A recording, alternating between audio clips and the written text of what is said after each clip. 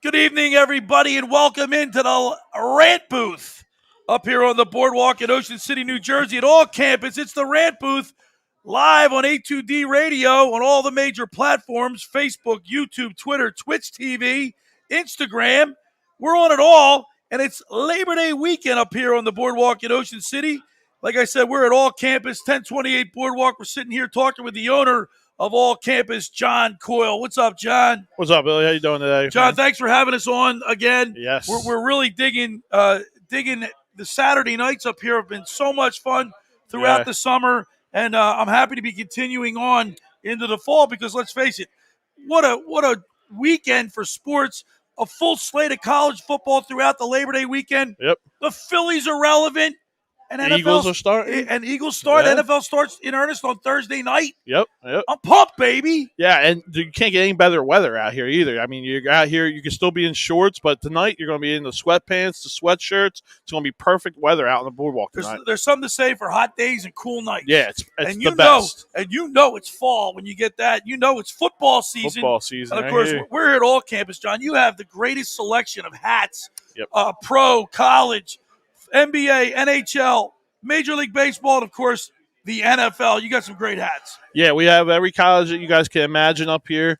We got every pro team. We do have a 10% off all of our NFL training camps this weekend. So if you guys are up here and need a new hat, stop on up. Now, the premise of this show that you started in the beginning of the summer was the fact that we're going to be able to watch sporting events throughout the summer. And generally, we've had a Phillies game to look at. Correct. But tonight, John, we got our pick. You got some big games on college football. Yeah. We got Alabama. Right now, we just switched over to the Phillies, but we were watching Alabama, Miami. Yeah. We got West Virginia on against Maryland, Indiana, Iowa. It's like a plethora of college football.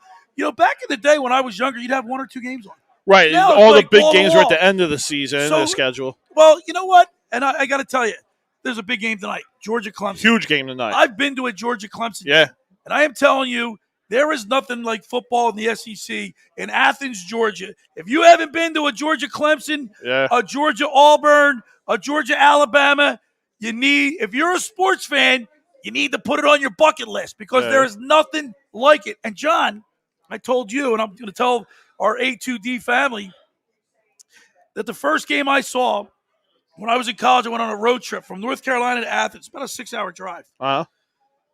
It was Herschel Walker's very first game against Clemson.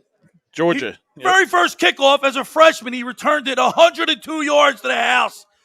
Special player. Flags being waved. Like, actually, back then it was a Confederate flag, but Georgia Bulldog flags. I'm telling you, the hair stands on the back of my head just thinking about that. I witnessed that. Yeah, he was one of the best players that ever suit him up. Right off the bat, listen, we're at A2D Radio.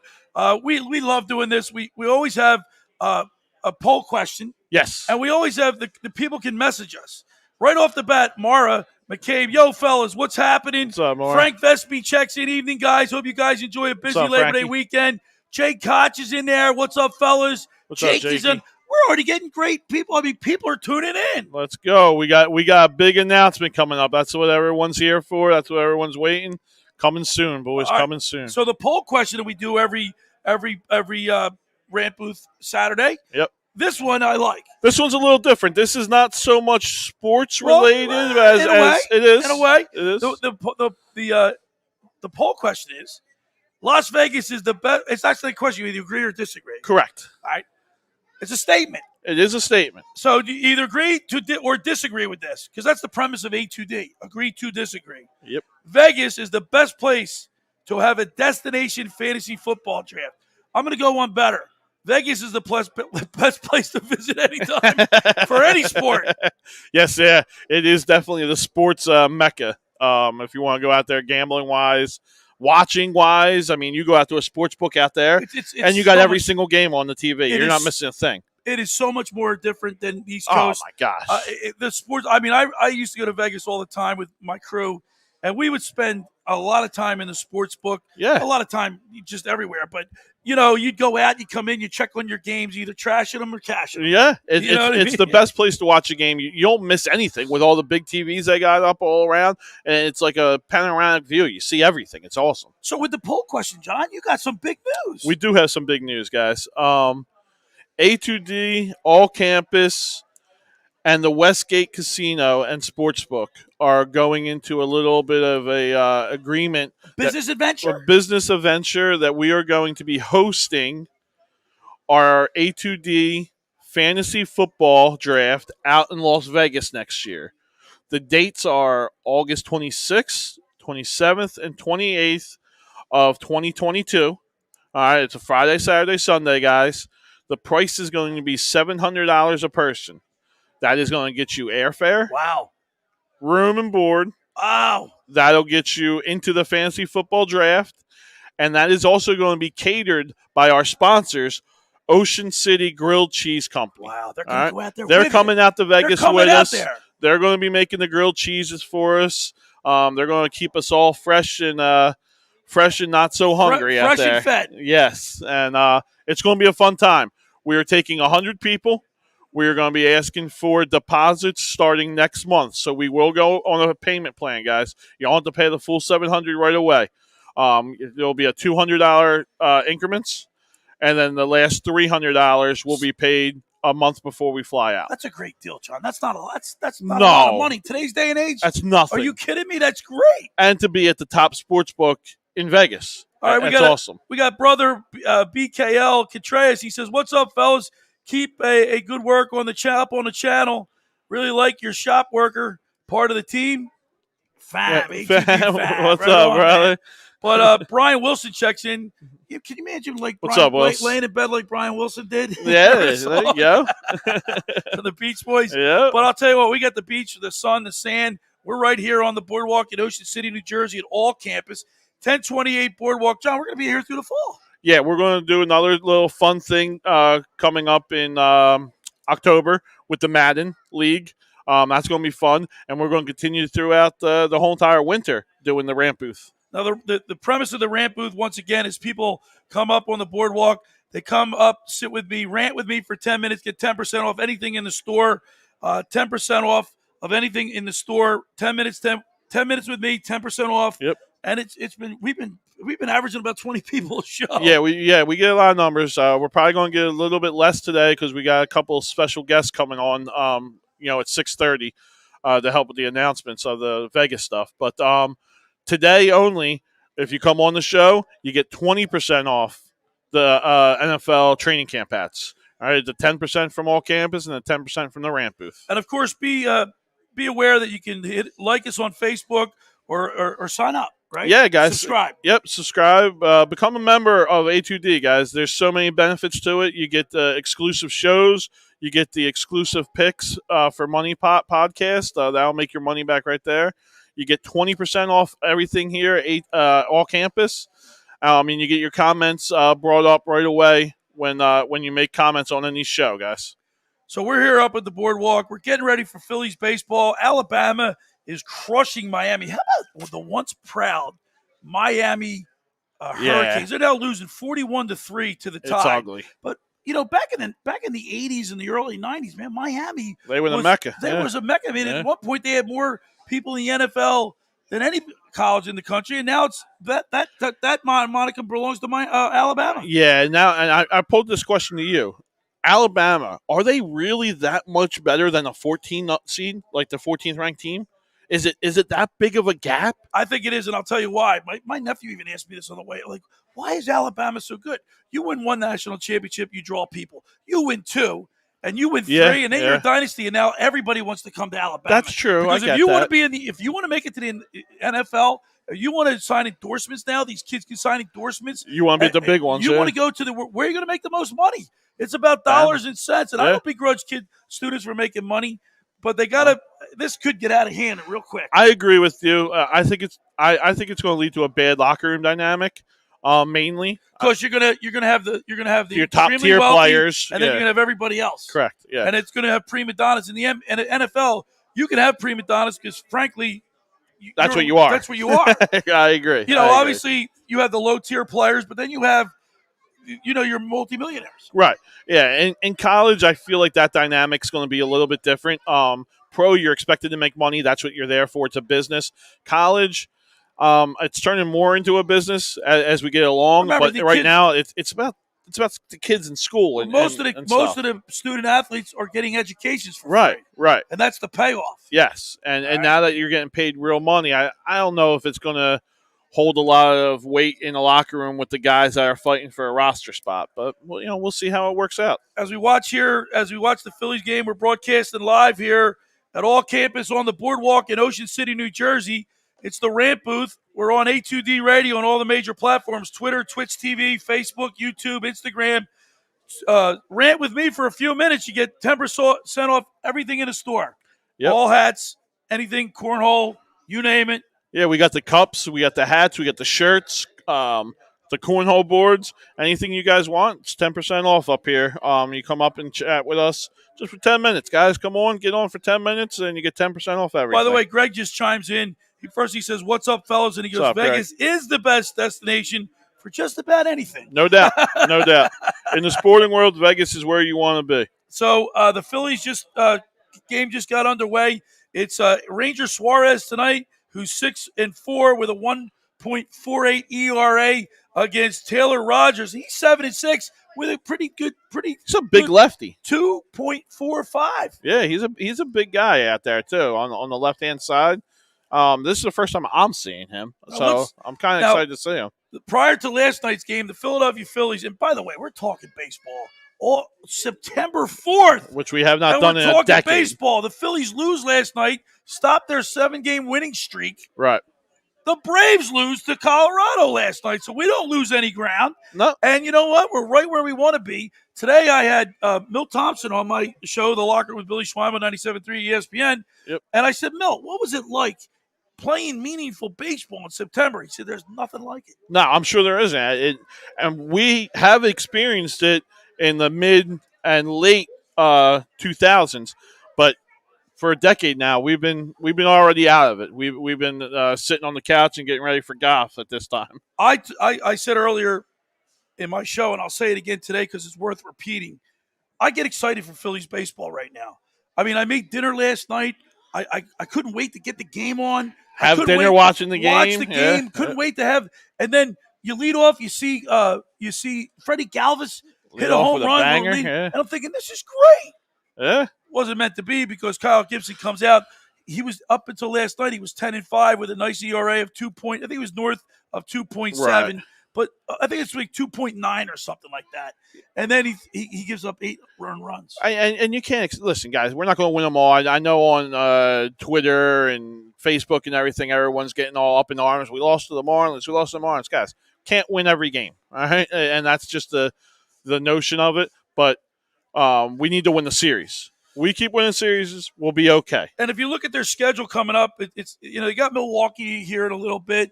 You got the Mets again. You got the Pittsburgh Pirates. You got Colorado coming to town. You got Miami again at the end of the year. I think we'll be okay. We just got to keep having faith. Let's not do our Philadelphia normal thing and throw in panic after one loss. Yeah, so we're broadcasting live here as we are each and every Saturday night at All Campus, 1028 Boardwalk in Ocean City, New Jersey. Come on up. Rant with us. Talk about whatever you want to talk about in the world of sports. We're streaming live. We're on A2D Radio on all the major platforms: Twitch TV, YouTube, Facebook, Instagram.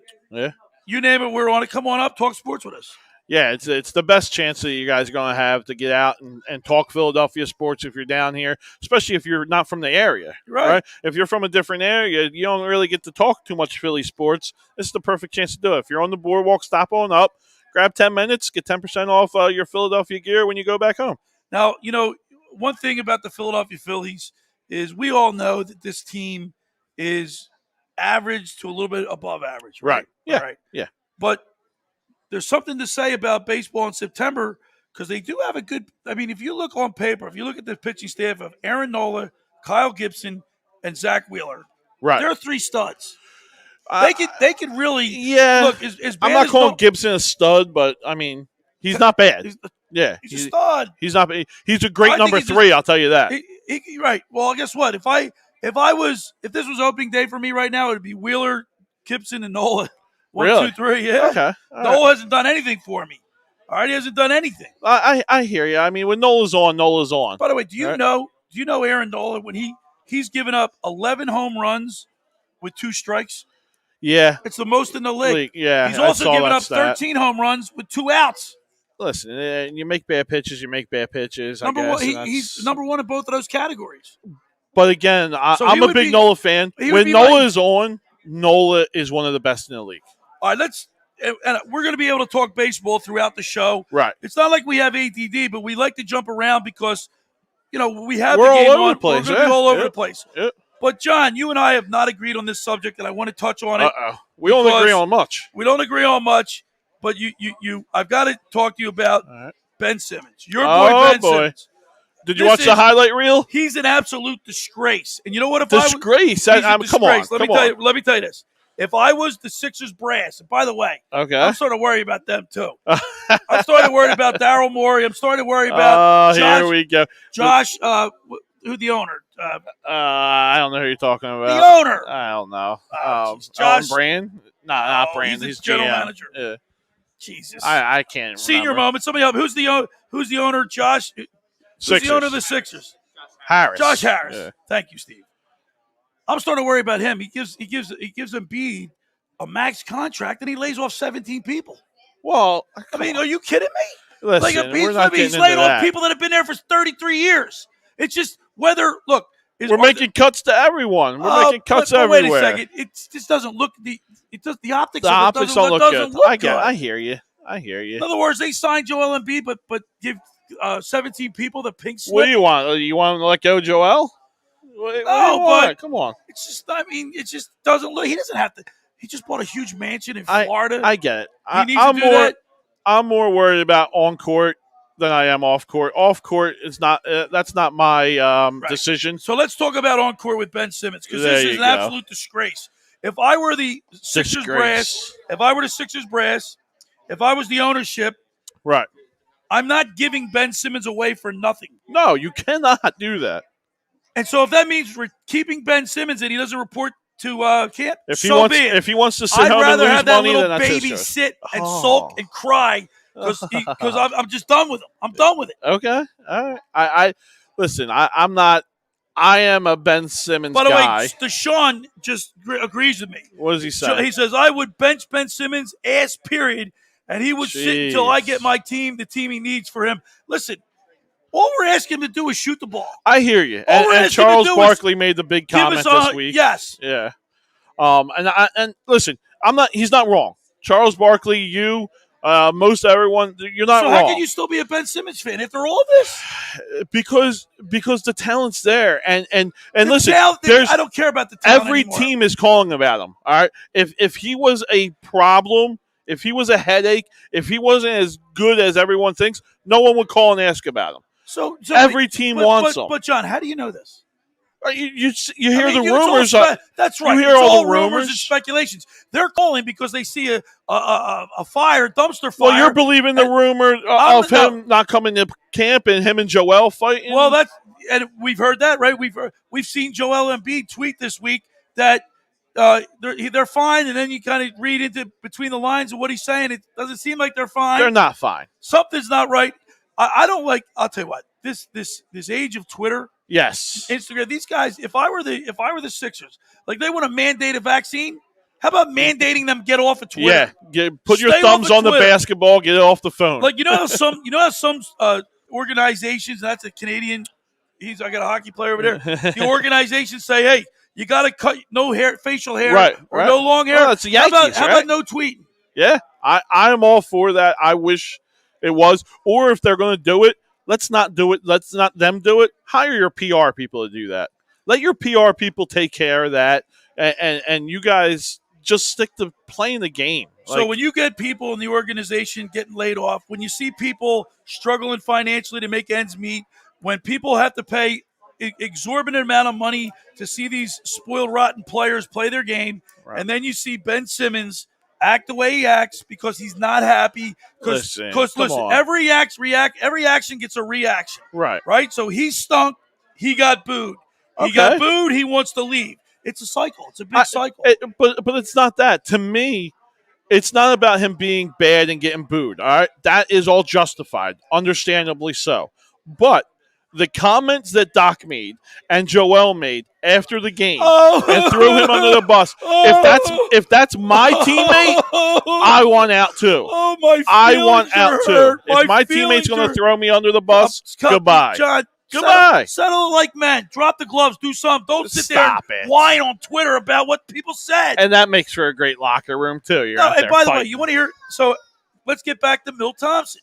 You know what I asked Milt today on my show? I said, Milt, what was it like for the team? Because that 93 team was a close-knit team. Yeah. I said, Milt, what was it like when Curt Schilling put the rag over his head, the towel over his head when Mitch Williams out here? He said, you know, he came out, he was candid as the day is long. He said, people, we didn't like it. Yeah. The team didn't like it. And he didn't exactly, he kind of alluded to the question, what did you do about it? Right. He didn't like it, but I guarantee, knowing that team the way we know that team, they handled it face to face. There was no Twitter back then. It's a different world. But guess what? I guarantee it didn't cry. Ben Simmons' feelings were hurt, and I want to be traded.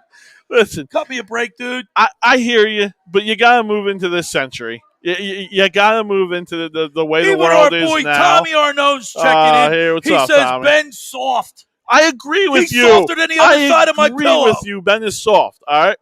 But that's the way it is right now, being soft, all right? And maybe he's not a Philadelphia guy, but let's stop saying he doesn't have talent. That's all I'm saying. You didn't hear that out of my mouth. I didn't say that. The dude has talent. I don't, but he makes our team better. You know what transcends talent? Effort. Okay. Heart. Okay. Heart. And he has that. You see the way he slaps the board on defense? What other player does that? He's like the Tin Man. What other player does that? He's like the Tin Man in the Wizard of Oz. Oh, here we go. He's a Tin Man in the Wizard of Oz. There he is. What's up, Tommy? What's up, guys? Oh, that's it, baby. Tell us. See, we got people cursing out here at Tommy Arnone. What's up, brother? What's up, Billy? It's good to talk to you guys. Billy's 100% spot on. Billy's spot on here. Stop it. Come on. Wait. Tommy, watch this. Tommy, watch this. You said something bad about me. Come on. It can't be that bad. Listen, he's soft and everything, but the guy still makes our team better. If we trade him, we get worse. Right? And that's where Tommy and I are going to agree to this.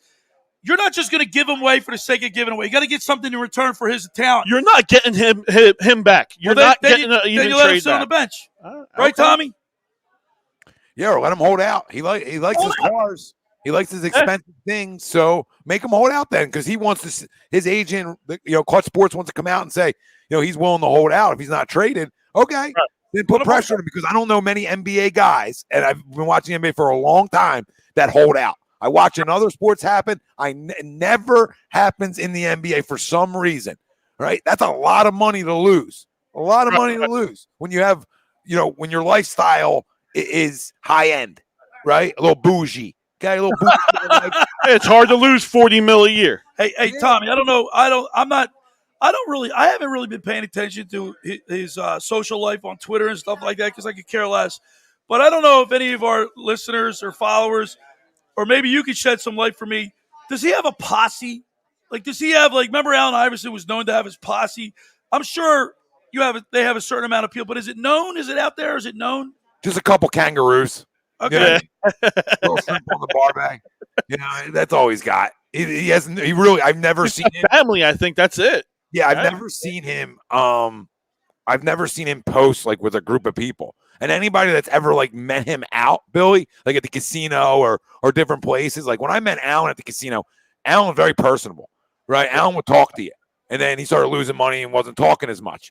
But Ben, from everything I've gathered from people, he's a little, like I said, he's a little nose up, a little snobby. Yeah, arrogant. He comes from royalty. I mean, his father was a basketball guy. His family's been, around professional sports. Yeah, they got money. He's been silver spoon fed.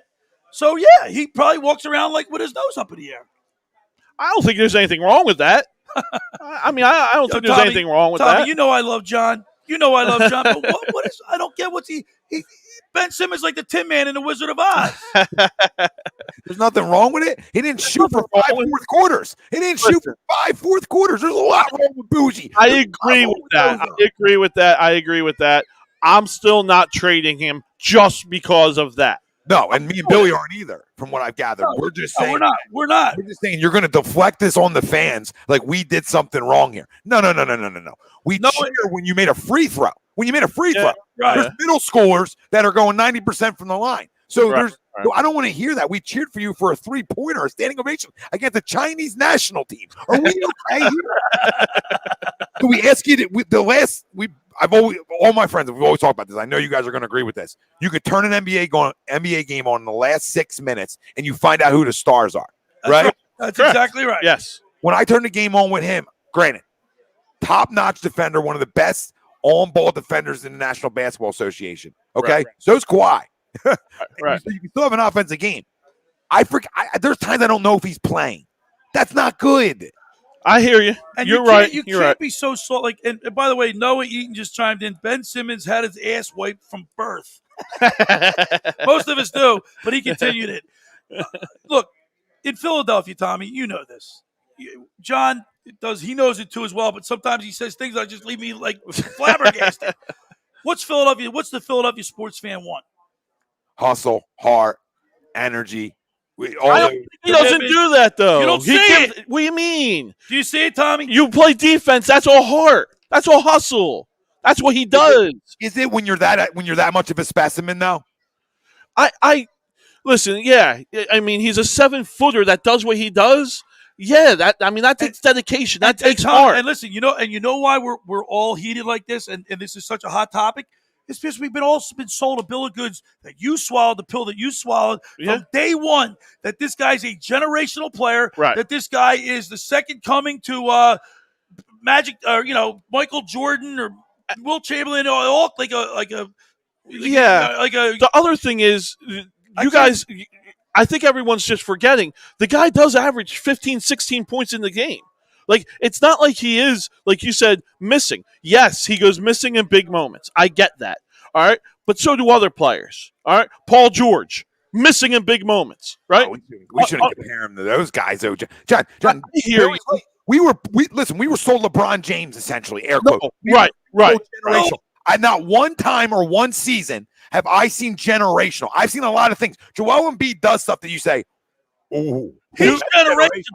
Do you not think that being the best in the world at something is not a generational play? He's not the best in the world. He's the best in the world on ball defense. He's the best in the world. His own teammate might not like that comment. Right. That's the problem.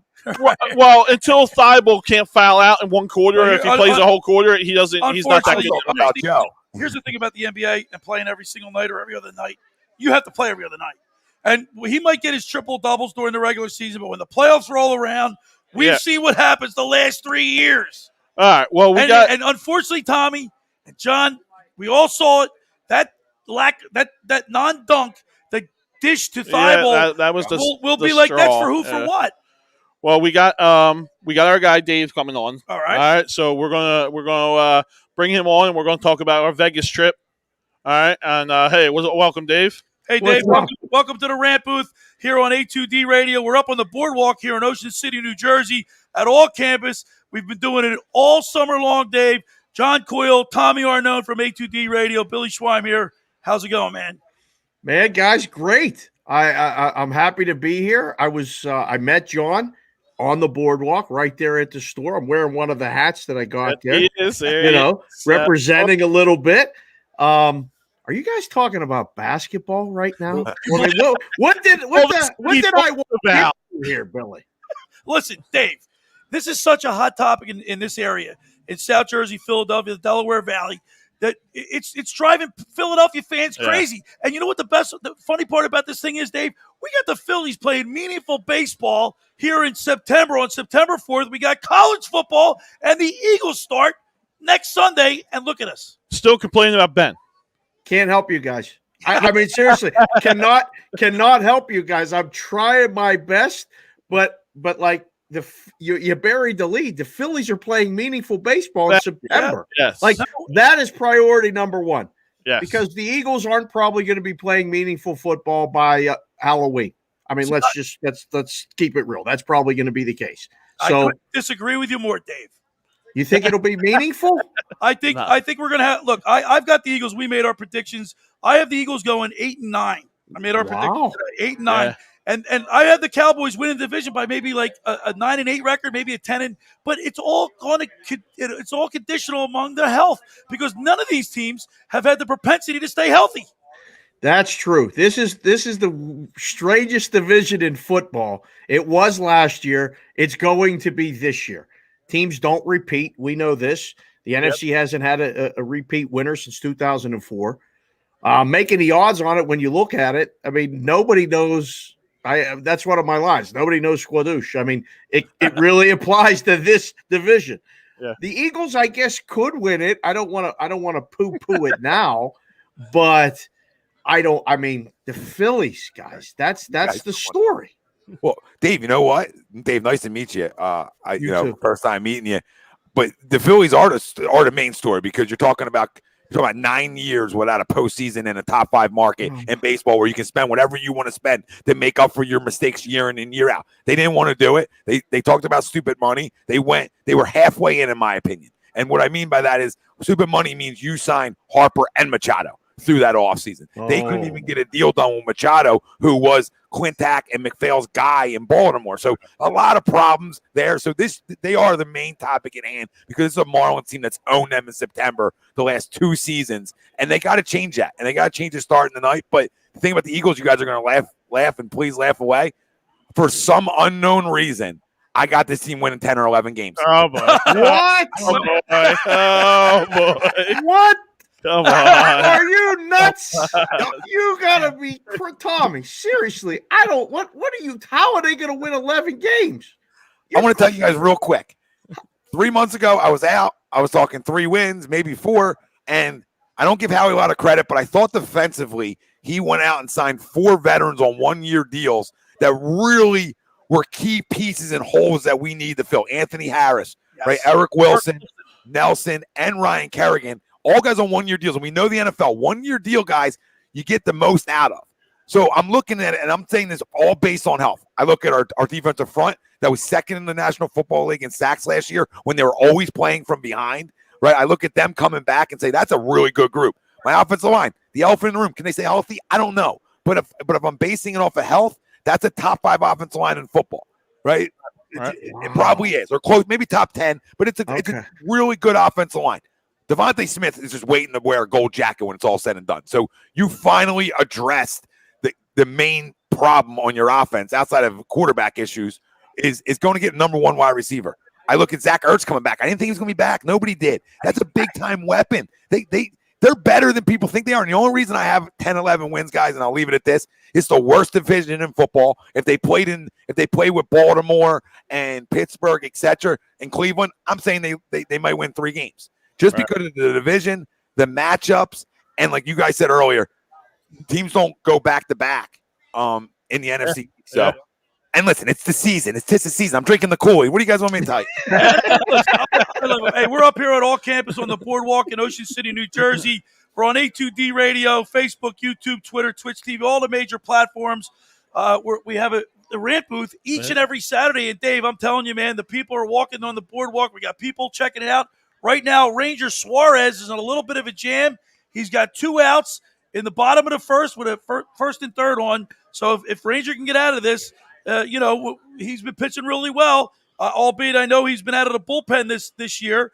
But the Ranger is 6-4 with a 1.48 ERA. Yeah. I can't believe the total in this game, boys. I looked at the total this morning. The Phillies are going over pretty much every day, whether they give up enough runs, they get down and come back, the lineup's hitting. I'm just waiting for this thing to explode. So if he gets through this first inning, maybe we can get through, towards the under a little bit. But this feels like I'm enjoying the Phillies thing. I got caught up. I went to a game at Citizens Bank, and just, the whole being there a couple weeks, I literally got caught up. I do a show with a couple guys. One of them is in Philly. So we've been talking about this team all season. I've been watching it and just going, I don't think they're going away, despite the bullpen problems, despite the back end of the rotation. Guys, honestly, despite the fact that they're one of the worst defensive teams in baseball, they all, I mean, I don't know, they don't catch the ball very well. And then when they catch it, they throw it to the wrong place. Yeah. All of that notwithstanding, Tommy, you sound like a typical Philly guy. They went and signed Bryce Harper to a big deal, and it wasn't enough. You wanted him and Machado. Yeah, I didn't say it, Dave. He did. The cigar guy, the cigar junkie, told everybody stupid money. Stupid money's giving a catcher $120 million, in my opinion. That's stupid. That's stupid money. So that's stupid. Just go spend it. Just go spend it because you're going to pack your ballpark. You're going to see 40,000 plus in there every night.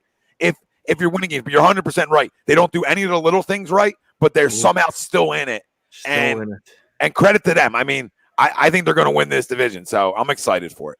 Hey, we're up here at All Campus on the Boardwalk. We're talking with Dave Sharapini at Sports BK Consig or Twitter. Yep. Dave? Let me ask you, what are the odds right now for the Phillies to win the division? Oh man, let me take a quick look. I didn't prepare for that because. Why don't you also tell us a little bit about yourself, Dave, and what you do, and we'll get to why we're coming together here for the show. Yeah, for sure. So basically, I mean, I was a kid. I grew up in Pittsburgh, and went to Penn State, moved back home after graduating with a broadcast journalism degree from Penn State. And was around sports my whole life. Jack Ham was my next door neighbor as a little kid when the Steelers were winning Super Bowl. Wow. So had a lot of cool stories there. Bradshaw came over one time and threw us a pass and all this stuff. Nice. So I move home and I'm working, just doing the thing, hustling. And a guy says to me, "Do you want to go help me run an offshore sports book?" And I was like, growing up in Pittsburgh, I hated winter, an opportunity. And I'm like, yeah, I should probably take advantage of this. And at first I said no because I'm the oldest of 5, and my mother probably would have shot me dead right on the spot. She would have said, I can't. You're the first one to go to college. You can't go work at a bookie joint. I was covering a high school football game in November, and it started raining at the game time, about 36 degrees. You guys know the wintry mix that it turns into as the night comes. I'm getting soaked. It's coming down my back. My shot sheet is a disaster. I'm on a sideline with the camera person, and I decided right there I'm taking a shot. So I went to Curacao. He had the book originally was going to be in Aruba. It was in Curacao. So I moved to the Caribbean. Wow. I get an 18th month PhD in the business. Literally worked every day except for 2 weeks and learned everything from the ground up. Take bets, take sales calls, make numbers, move bets, grade games, make halftime numbers, everything. So I did that, and I moved back to the United States, got out of the business, and said, I can't live in Pittsburgh anymore. It was just too cold. So I moved to Phoenix first. I go to Las Vegas next. My wife and I'm a stay-at-home dad, and a guy says to me, why don't you come home, or why don't you come down and meet the director at the Golden Nugget? So I do. At 18 years ago, I started working at the Golden Nugget, went to the M Resort, the Cosmopolitan, the Venetian, took a stint back to be a director in West Virginia, and then moved back to Vegas and finished out my run in the books last year, September 1st, 2020. Our company got bought out by William Hill. So I went and said, give me a break. On September 11th, a year ago, almost a year ago to the day from here, I had a stroke. I woke up, couldn't talk, and my daughters were home, 17, 15, and 6. Oh, jeez. And they were home from COVID. So as bad as COVID was for everybody, I mean, I got laid off at one point and got to go back to work, but all the stress and all the things must have led to something. They were home, thank God, got me the help I needed. I woke up 3 hours later with a blood clot on my brain removed. Jeez. And I became a media person, and now all I do is sports gambling media. And I mean, I'm a part of the MLB network now. I do hits there. I have my own show.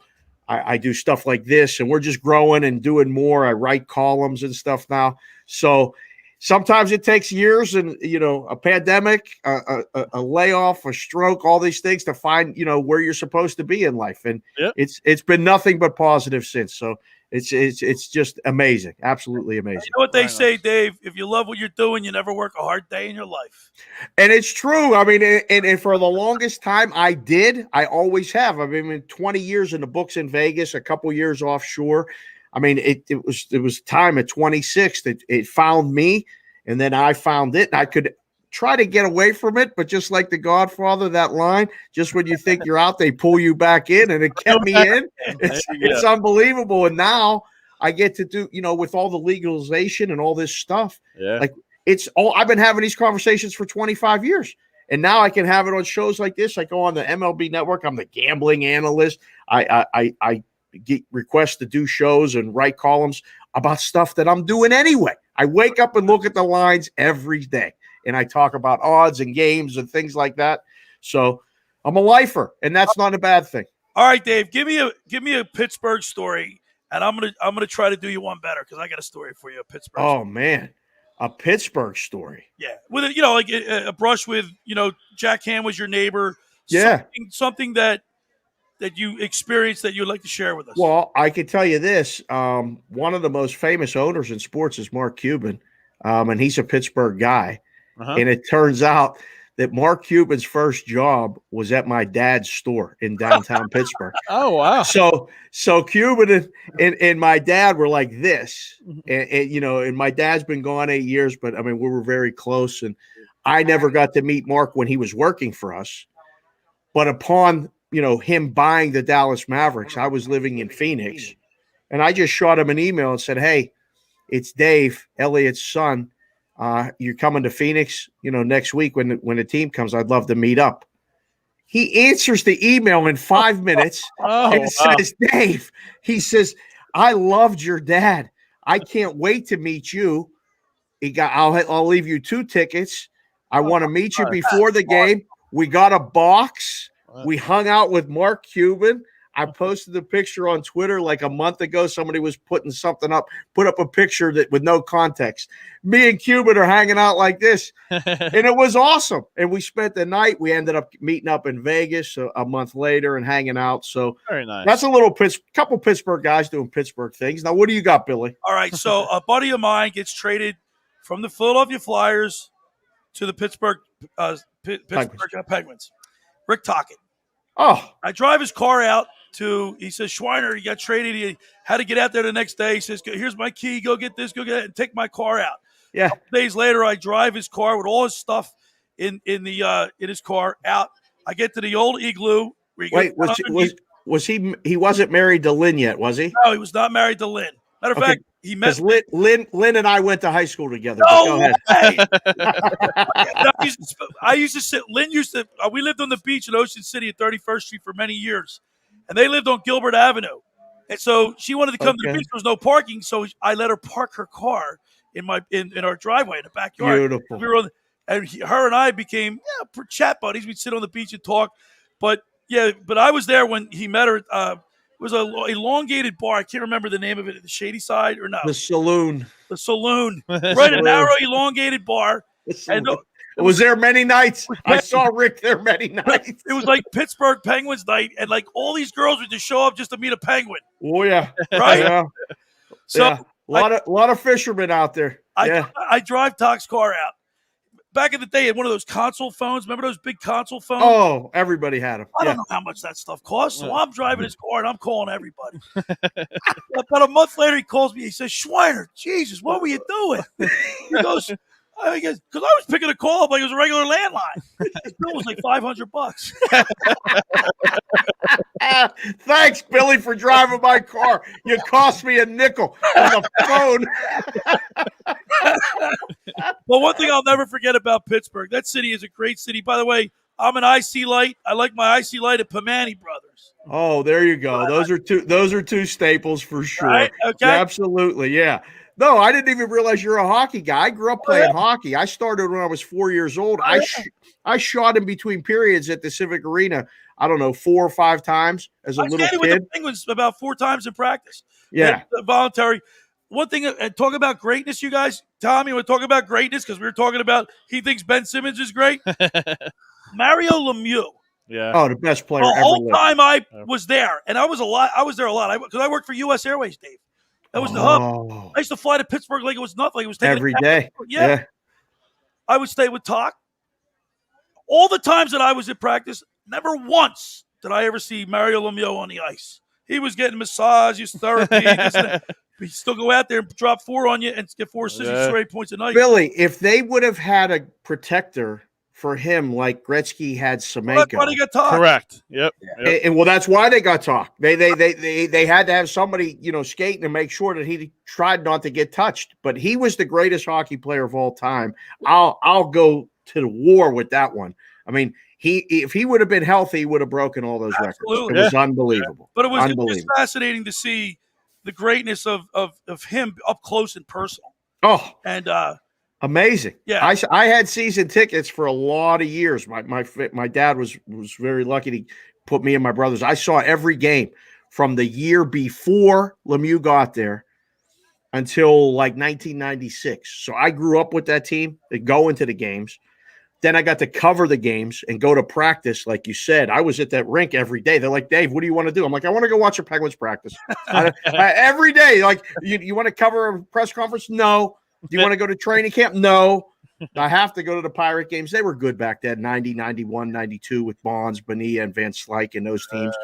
I was at the Penguin facility every day just watching, trying to just absorb anything those guys were doing. And a guy that I've remained not close with, but we've been corresponding a lot on Facebook. We kind of became friends at a lot of parties we go to. Grant Jennings, meet. Wow. Yeah, he's really? There you go. Grant Jennings. But enough of Pittsburgh talk, guys. We don't want to hear to talk about Pittsburgh. That is true. We did. Sorry. Thanks for hanging with us, Tom.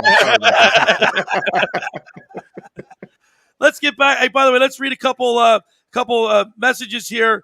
The bird Noah says, Tommy, he agrees with you. The Birds are going to win the NFC East at a playoff game. And a playoff. Wow. Jay Cox says, I agree with Tommy. I think they can go 10-7. Oh, you guys, come on.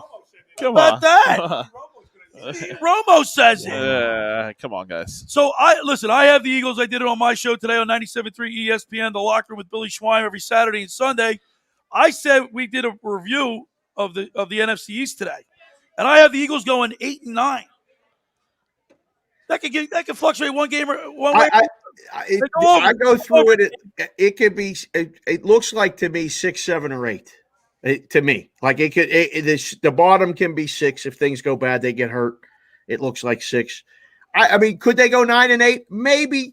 Sure. But that may be enough. I'm not sold on Dallas. I am 100% not sold on Dallas. Are you not sold on Dak or just Dallas in general? Just Dallas in general, between the coach and the defense, and there's just a lot of things that I think they have to overcome to really have the success. There's a lot of sharp guys and wise guys, but I mean, like I say this all the time, like they lose too. Yeah. They're all over Dallas, like they're all over Dak to be comeback player of the year. Obviously, the narrative is there. Some guys just walked in this week. It was reported at the BetMGM somebody bet $1,000 at 30-1 on McCarthy to win the Coach of the Year. Oh, I mean, that's going to win $30,000 if it wins. It's not going to win. He's not winning Coach of the Year. Right. I don't think it's going to happen. But the Eagles, why can't they win? I mean, Washington, they're not going to repeat based on history. Could they? Maybe. But Fitzy's the quarterback. Okay. And the Giants with Daniel Jones. Again, like the Giants, a Penn State guy. I'm wearing a Penn State jersey, Saquon, for the Giants. Oh, yeah. If he's healthy and stays healthy, I mean, they're going to score some points and get some big plays, but I just don't know what to make of anybody's defense in the division. And legitimately, the Eagles could have the best defense along with Washington. Dave, Tommy, John, let's not discount the Washington Redskins got the best front four in the league. In football. Yeah. You're talking Chase Young, Jonathan Allen, Darren Page. These guys. Yeah, they're good. That's the best front four in the league. Yeah. The Eagles aren't too far behind them. Our front four is not too far behind them, guys. I'll make the argument we're better than them, though, because Chase Young, to me, looks great, right? It looks great, plays the part well. But, I mean, granted, it was rookie year last year. But for that front to be better than ours, it goes on him. Because the other three guys are all first-round picks, too. Right. On paper, they look better, but production. 4 first-round picks, 4 years in a row, the Washington defensive unit. No, you're right. I mean, I'll just make the argument right now. As long as Fletcher Cox and Brandon Graham are still here, I'll make the argument that we're maybe a little bit better than them. But I'm easily just waiting for your point that they're the best front four in football. I mean, it's just a matter of time, and I think it's going to come on. Is Chase Young going to be consistent at getting after the quarterback or not? Well, I mean, they have the benefit of being the hunted now, right? Like everybody knows that they're the best front four in football now, so you can change and scheme differently for it. It's good to do it once. You got to do it again, and that's what we all know from being around this business long enough, and making numbers for it and stuff. Like, that's great. Once you do it again, now I know, because I don't know right at this point. I mean, I'm just looking at the odds right now on the NFC East division at one of the books here. It's plus 150 on the Cowboys, 2-1 on Washington, and the Eagles and the Giants are the same at plus 450. I mean, that's crazy. A lot. That's so, you look at the Eagles. First of all, the NFC, and I said it before, the NFC is the only division in football that has had a Super Bowl winner. Each one of the teams have won a Super Bowl, right? There's no other division that has 4 Super Bowl champions in the division. Is that right? I think you're right.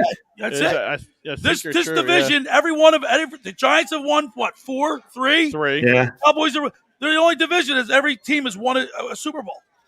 It took the Eagles. The Eagles were the last one to get there. Right. It took them long enough, and they've been in 2, but they've won 1. And the point is, we think like the Washington football team wins the division last year at 7-9. They've improved themselves. Although I don't think Fitzpatrick is going to. I think that's their albatross right there. They did get better, though. But they did get better. Yeah. I think the Eagles got better. And we say, oh, that wasn't a great division. It's a tough division. It is a tough division. It always will be. It's a close division. I wouldn't say it's tough division. They play each other tough.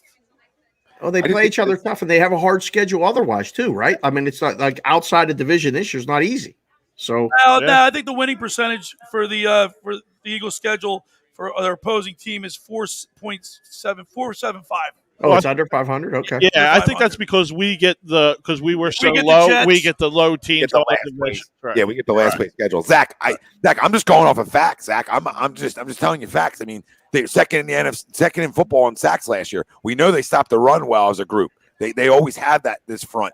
To tell me that it's like just stop. I think you're now. I'm not drinking the Kool-Aid. I'm telling you that this is the facts of the matter. All right, you got Pro Bowlers on our front too. Hargrave once he got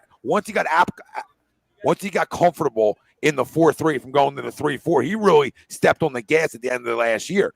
Now Washington played with the lead a lot more than we did, and they weren't. They don't think they're top 5 in sacks. Yep. So yeah, on paper they got a bunch of guys that are studs. All right, they got a bunch of guys. They got 4 guys. Outside of that, they're not deep. You guys can't not as deep as us.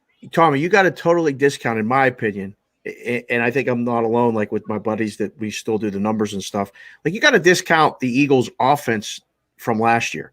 You had a statue sitting there, right, getting hit all the time for what? 8, 9, 11 games, whatever it was, until finally it was like, all right, you can't do this anymore. He got, he's out. So. I think that's the whole key to the whole season. If you get the quarterback play and limit the turnovers and don't put the defense in short fields, they're going to make plays and they're going to win games as long as he does not turn the ball over. I think that's the key to the whole season.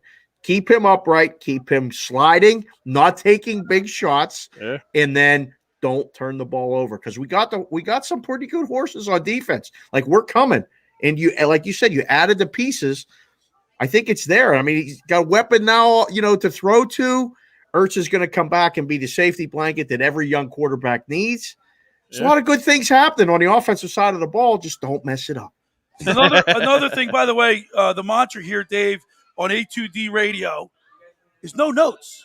We agree to disagree, but you cannot use any note. # no notes, right? Correct. Oh, I love it. I retained a few things today that I was shocked to find out that the Dallas Cowboys, they gave up 2.3 yards a carry before they were even touched, which was the worst in the NFC. I believe it. Right? Yep. That means before they were touched.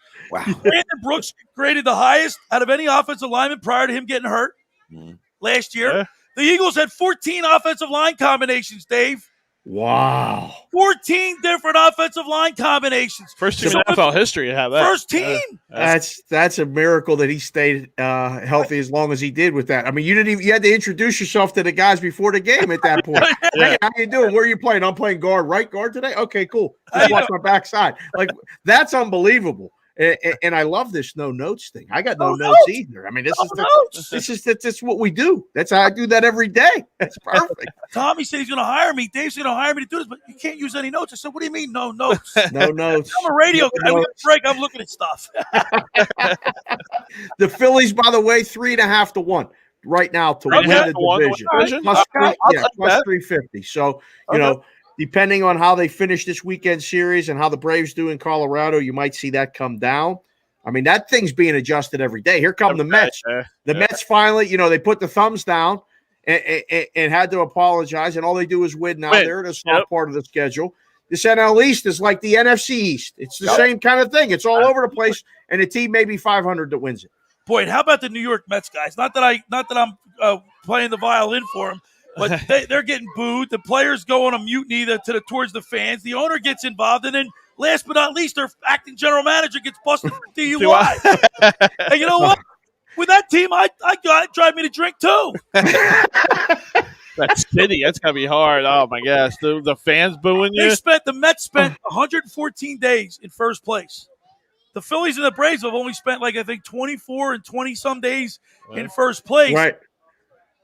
The pendulum has swung back. I think the Mets are shot. They're done. They're done. And I'm telling you what, the Philadelphia Phillies, if they can, I mean, you look at they got Colorado. Colorado's a funny team.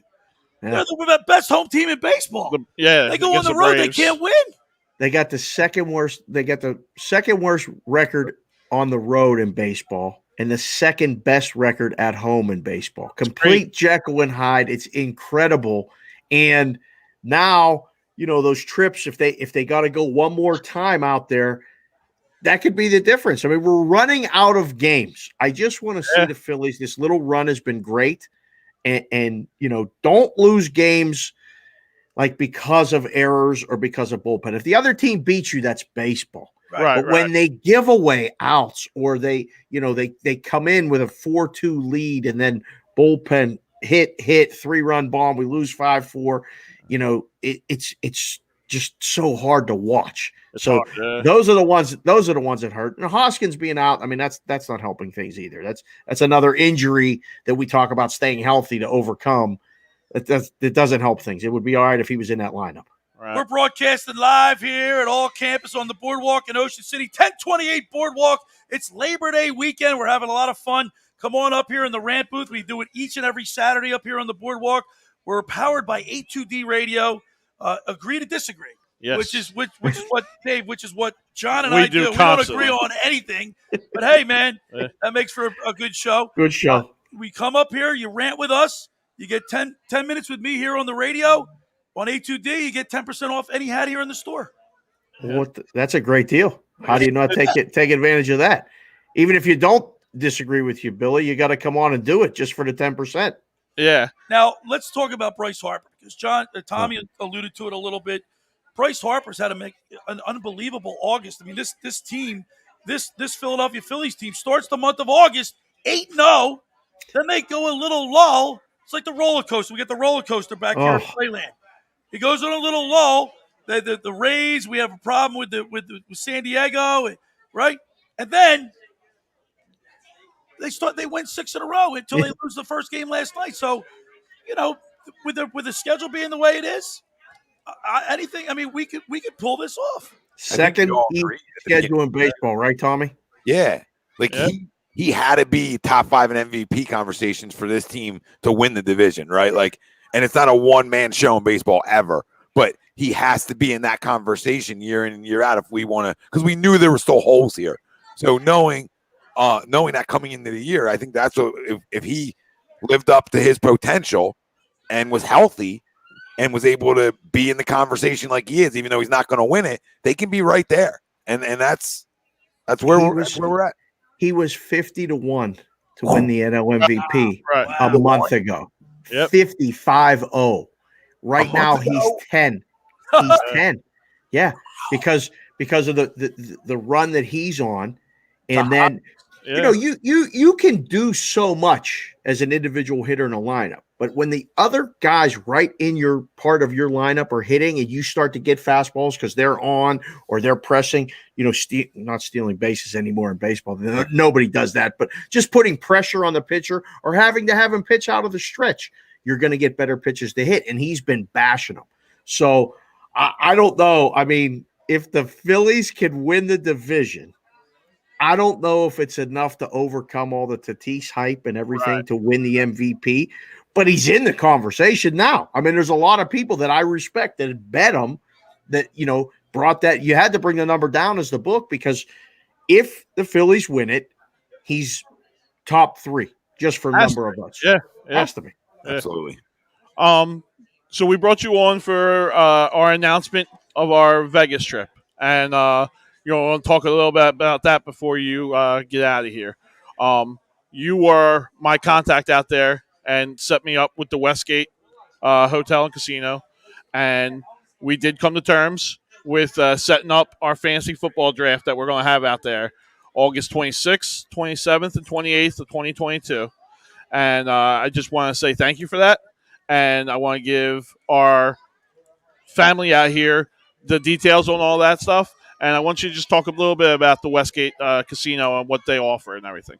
Oh, yeah. No, that's a great place. I mean, I never worked there, but I'm close with all the guys that, do the numbers and all this stuff. I mean, between the Super Contest, it was basically the original best contest every year, picking games against the spread, and got, world-renowned.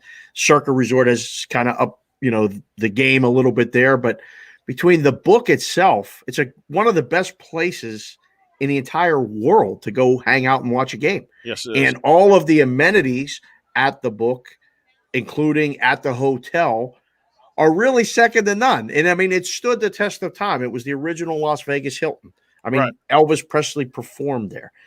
I saw Barry Manilow there. I mean, it literally, like, there are a lot of people that have been there. It's a historic place, which is kind of fun and different than a lot of the places on the Strip that have kind of just popped up in the last decade, 15 years. I mean, the place is constantly changing and reinventing itself, but other places have held on a little bit to the historic part of Las Vegas and the history of it.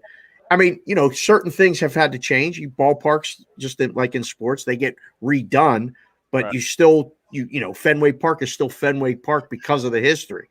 So, yeah, man, the Westgate's a great place to be. If you've never been to Vegas, this is a great trip to do, and, be a part of the fantasy draft that you guys are doing, but all the different things that I'm sure that, she'll put together for you. You can ask me. We'll try to get different little side trips or things like that if people have time. Yes. And I can tell you this, you better tell these people to bring sunscreen, because August in Vegas, it's hot. They call it a dry heat, but it ain't. You ain't ready if you ain't never been. Out there when I was there. Chattahoochee on the poolside. How hot does that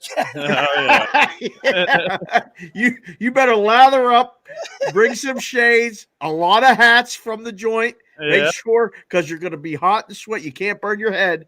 But it's a great trip. I'm excited that that we finally got it. You got it done, and it'll be a great experience for anybody that comes. Hey, you can follow Dave Sharapan at SportsBKConsig on Twitter.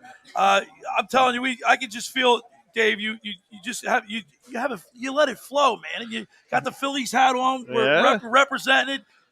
Yeah, you're used to having a P on your head, but now it's a maroon.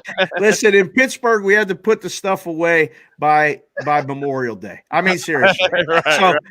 It's been a long time since I could be a Pirate fan into September. I mean, a couple years ago was a good run. Then we get that one-game wild card, and we're out. It's really aggravating, and it's a shame because somebody between the San Francisco Giants and the Dodgers are going to have to play that one-gamer. Yeah. And, they're going to be favored, but they could lose too. So, I love this thing. I get comments on this everywhere I go. I got some nice Philly gear. So, always a fan. I don't know about the Eagles stuff yet, boys. I gotta be honest. One thing at a time. I'm looking forward to collaborating with you on my show, 97.3 ESPN. We'll have you get on the program and we'll do a gambling segment. Pick for sure, 100%. Anything you want to do. Now that I know you're a hockey guy, Billy, all you gotta do is just give me your number, text me, Dave. You want to come on in 10 minutes, and it's done. That's it. Anything you need. I even say organization. I love saying that all the time too. I got a show that's on Sirius XM in Canada, and I say it just kind of mockingly, but it's fun. Organization, it's the best. Oh, you guys, that's unbelievable. It's so much fun. And I remember, look, the IC Lights. Keep the IC Lights coming in Pittsburgh. IC and IC Light. That's the drink out there. Right? Yeah, it's not Yingling. Definitely not Yingling. But it's IC Light. Yeah. All right, you want to listen? Would you like to stick around while we got a couple ranters? You want to see what we do, Dave? I would love to. I absolutely would love to see that. In it. So this is the rant booth, and throughout the summer we have people just walking by. They see what we're doing, Dave. This is Tommy and John's idea. People come in, they get to shoot the crap with us. They get whatever they talk about, whatever they want to talk about in the world of sports. It's better than any ride down it. We watch. It's better than any ride on the Ocean City Boardwalk. That's a guarantee. All right. Let's welcome into the rant booth Hunter from Denver, Colorado. How you doing today? What's going on? Say hello to Dave and Tommy. How you doing, Dave? How you doing, Tommy? Hey, what's up? So what's on your mind being from Denver, Colorado? We were talking about the Colorado Rockies, how the disparity between the wins at home and away. See, it's kind of funny. I'm not the biggest on baseball, but I will say one thing about the Rockies is no matter what time of the night it is, that stadium is honestly one of the most beautiful places you can go to. Right. It's kind of odd because, it's a newer one, built in 95, and usually when you go to a baseball stadium, take Fenway, for example, you get a lot of history. And there's a lot of stuff that you can look at in those places and just go, wow, there's so many more greats here before me and whatnot and yada, yada, yada.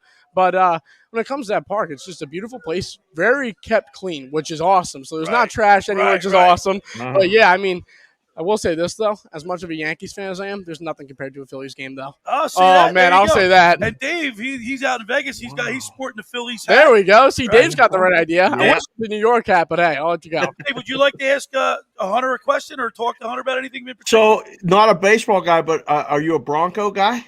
Yeah.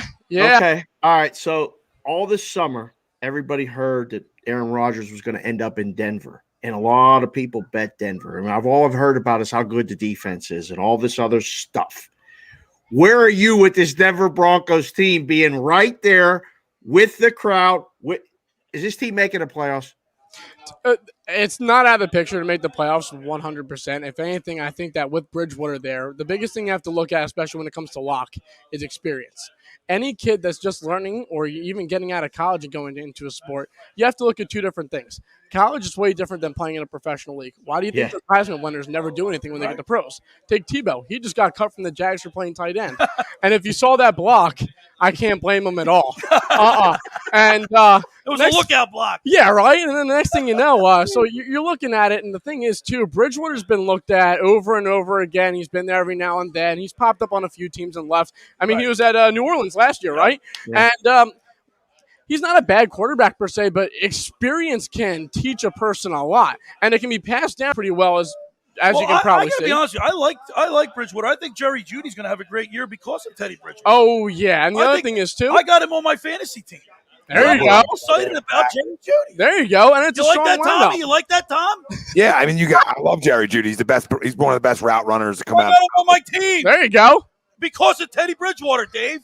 KJ and Cortland are there too. They got a lot of weapons on the outside too. Well, the biggest thing you have to look at when it comes to that situation is the fact that you're young too. Don't forget that those guys are, a couple of years out of college? So, yeah, that's a lot of experience you can build on top of that. So, looking at it either way when it comes to that quarterback situation, back to the Rodgers thing so I can stop dancing around that. When it comes to Rodgers, hopefully speaking, next year maybe something happens because it wouldn't shock me. Hell, Brady went right to Tampa. Yeah. And next thing you know, Rob's there. Mike Evans started playing like Mark Evans again. So, as far as I'm concerned, when you got a lot of young weapons, that does attract the big-game quarterback. I got to say something, John and Steve. It worked, John. I think Hunter's the best ranter we've had all summer long. You're doing a great. Any aspirations of getting on the radio? Maybe you might want to talk to Tommy Arnone, the father of A2D. Say, give me a job. Well, I appreciate it. I really do. My brother's actually one of these guys, too, that really knows how to talk as well. But, so do you guys talk about hockey a lot? Well, I was getting to that. The top. See, we have on the board, it says topic what he wants to talk about. And you do have NHL. We just covered the NFL. So Avalanche. Talk about the Avalanche. Because they got a couple defensemen that I really like on the Avalanche. See, here's my thing, though. I'm from here. Oh, I'm not from Colorado. No. Not that soft. You live there now. Yeah. Okay. I mean, but I'm still a diehard Philly fan, and it cracks me up because, I get out there, and everybody, they see me in my bright orange jersey. They look at me, and they go, what's it like not making the playoffs? And I look right back at them, and I say, what's it like failing every year? Because as much as it hurts, don't get me wrong, it sucks. But at the same time, it's like, I hate to tell you this, you guys are almost looking like the 90s Bills. You can get there, but you can't commit. Trader Chuck has made some great changes. We just picked up Cam Atkinson. Rory Ruotsalainen's son, he's on the team now. We got Ellis. I think we made some great additions to this team, and I'm looking. I think the Flyers are going to have a good year. Oh, there were definitely some smart roster moves. Do you have a goalie yet? Does anyone have a goalie yet in Philly? Carter Hart just signed a big deal. See, I good with Hart and Martin. It's going to sound stupid. I know Martin's been a little bit inconsistent, but like I said, though, that's one other person for Hart to beat in the lineup. So that's competition, whether he likes or not. Good competition or not, Hart's got to beat somebody to keep that starting spot. And if there's competition there, the best is going to come out in him. He's young. He's got a lot of fighting to do, and he can't quit now. So did you ever get anybody give you, attack you for you wearing your orange black in the stadium? No, they're too nice. They won't do that. So I will say the one thing I do love about Colorado is those people are so sweet.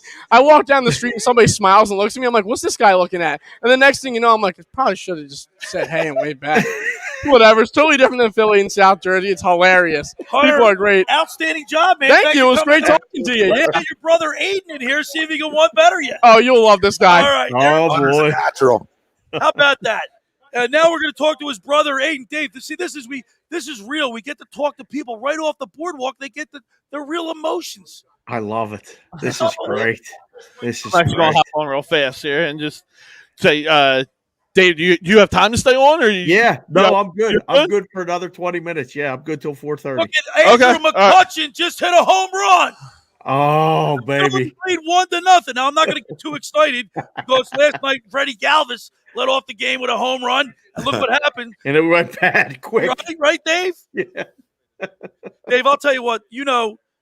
Sports galvanizes a community. Oh, the best. There's nothing worse than having somebody from Philadelphia cheer for the Cowboys. Or what? Yeah, that's the worst. It's the worst. We couldn't stand those kids at home in Pittsburgh. Any Cowboy fan, you can pick any team. You couldn't pick the Cowboys. Come on. Talk to me about the rivalry between Pittsburgh and Cleveland. Pittsburgh and Cleveland, football-wise, it's almost nothing better. But they were bad, and they went away for a while. It's really Pittsburgh and Baltimore now. Pittsburgh and Baltimore. The Ravens are the worst. I can't stand them. And listen, this runs deep. For the longest time, the Penguins couldn't beat the Flyers. Every time they played in Philadelphia, they lost. It was the worst thing ever. Hextall was banging that stick. I wanted to choke him out. You want to talk about a rivalry? Oh, my God, the Flyers are the worst. But I have an orange Dave Poulin jersey from back in the day. I wasn't allowed to wear it to school because everybody got mad at me. But I love that orange jersey. I'm not going to lie. Now that I'm out west and I'm still a Penguin fan but a Vegas guy, I was going to bury Hunter by being an Avalanche guy, but he's not. He was a Philly guy, so that's fine. The rivalry between Pittsburgh and Cleveland is just that, football. It's not anything like Pittsburgh-Philly. All right, let's bring Hunter's brother Aiden into the ramp booth. What's doing? up? Say hello to Dave and Tommy Arnaud. How you doing, Dave? How you doing? Hey. So you guys are from where? We didn't ask. Where from Philly are you guys? We're not. We're from Egg Harbor Township, actually. Okay, so you're local. Yeah, guys. We're about 15 minutes down the road. You're sporting a Rangers hat, though. What's up I'm going to tell you the story. I'm sick and tired of my brother. Sorry, my fault. I'm sick and tired Let's see what he did there. of my brother saying, "Oh, the Flyers are the best team. The Flyers are the best." I hated them ever since I was a little kid. Really? Same and thing you're with from Egg football. Harbor Township. Same thing with football. So I was like, I support the red, white, and blue. I'm going to go with Rangers. All right. And I was like, they have a cool jersey, and they have Wayne Gretzky. So I was like, you know what? That's my favorite guy right there. At home, I have all of Wayne Gretzky's jerseys and everything, all our alternates, home and aways for the Kings, Oilers, everything. Got a Wayne Gretzky story, Dave, and I know you'll appreciate this being out on the West Coast. When Taka got traded to the L.A. Kings, of course, I flew out to L.A. a few times. I ended up staying in his back little – he had a house. He lived in his old house, Paul Coffey's old place. and they had like a house for I guess the help. Yeah. And they used to call me Kato Kalin because I used to say right. They always call the guy that lives in the casino Kato Kalin forever. Right? So what? Here's the difference. This is what made Wayne Gretzky the greatest athlete ever, I think. And he was a little kid. He was the nicest, most personable person you'll ever meet in your life. Talking, we're driving there. He said, "Schweiner, you got to drive me to the bus. They're getting ready to play Anaheim." Right. I drive to I have Talker's got a big SUV and a Mercedes. He says, "Here, I rented a Chevette for the weekend." He says, "No, you got to take your car." I said, "What are you talking about? Give me your." He goes, "No. I get in the car, bucket seats. Talk's in the front seat. I'm driving. We go down the road, Mulholland Drive, and we come to this big, huge place with gate doors. So where are we going? He goes, because the 405 is to the right. We got to make a left. We go to Wayne Gretzky's house. I go, what, Wayne Gretzky? I told Talker to get in the back seat.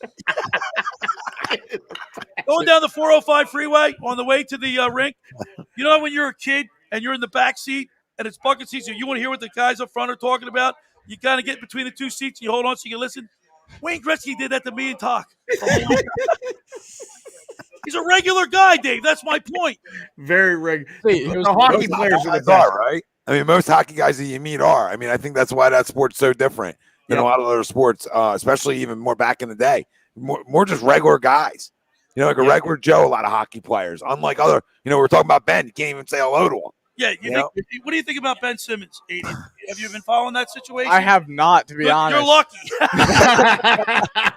See, the thing with Wayne Gretzky was he was a normal guy, but on the ring, he was a superhuman. That's right. See, Hunter and I, we both play hockey, and we played together for most of our lives. From New Jersey, we started playing street hockey, and, Hunter helped me, practice and everything. He played way before I did. Then, we went to Massachusetts and everything, going on tournaments and everything. And then we moved to roller hockey in Colorado. After Colorado, we just went straight to ice hockey. In ice hockey, we were the same team forever and ever. And, there was a bunch of quotes in Colorado, and a lot of Colorado people piss me off when they say shit like, they said this. They said, Wayne Gretzky is not the best of all time. And I said, why would you say that? And they're like, he couldn't even lift the puck. Nice. And I'm like, what? Okay. I was like, that's 1980. I'm like, that's like. And they're talking about, he couldn't lift the puck. So many people are better than him now. And I'm like, it's a different game. It's a different game, no doubt about it. It's a totally different game than it is back then. Back then, you had people, if Wayne Gretzky got hit, the people that hit him, couldn't hit him. Yeah, you couldn't. He was untouchable. Yep. If he got hit, the people that protected him, his enforcers, would go straight down. They would go right for him. All right, Aiden, you got NFL on here too. I got NFL. What's your favorite NFL team? Who you better say the Eagles. You're from Egg Harbor Township, for Christmas sakes. Oh no, he looks like he's going to say the Giants. No, I'm not going to say the Giants. No. The Jets. It's worse. The Jets. Cowboys. Atlanta Falcons. Wow. Atlanta Falcons. I don't know how that happens, but My family was Broncos fans. I hate the Broncos. I can't stand them. Isn't that funny? He fought for the British too during the Revolutionary War.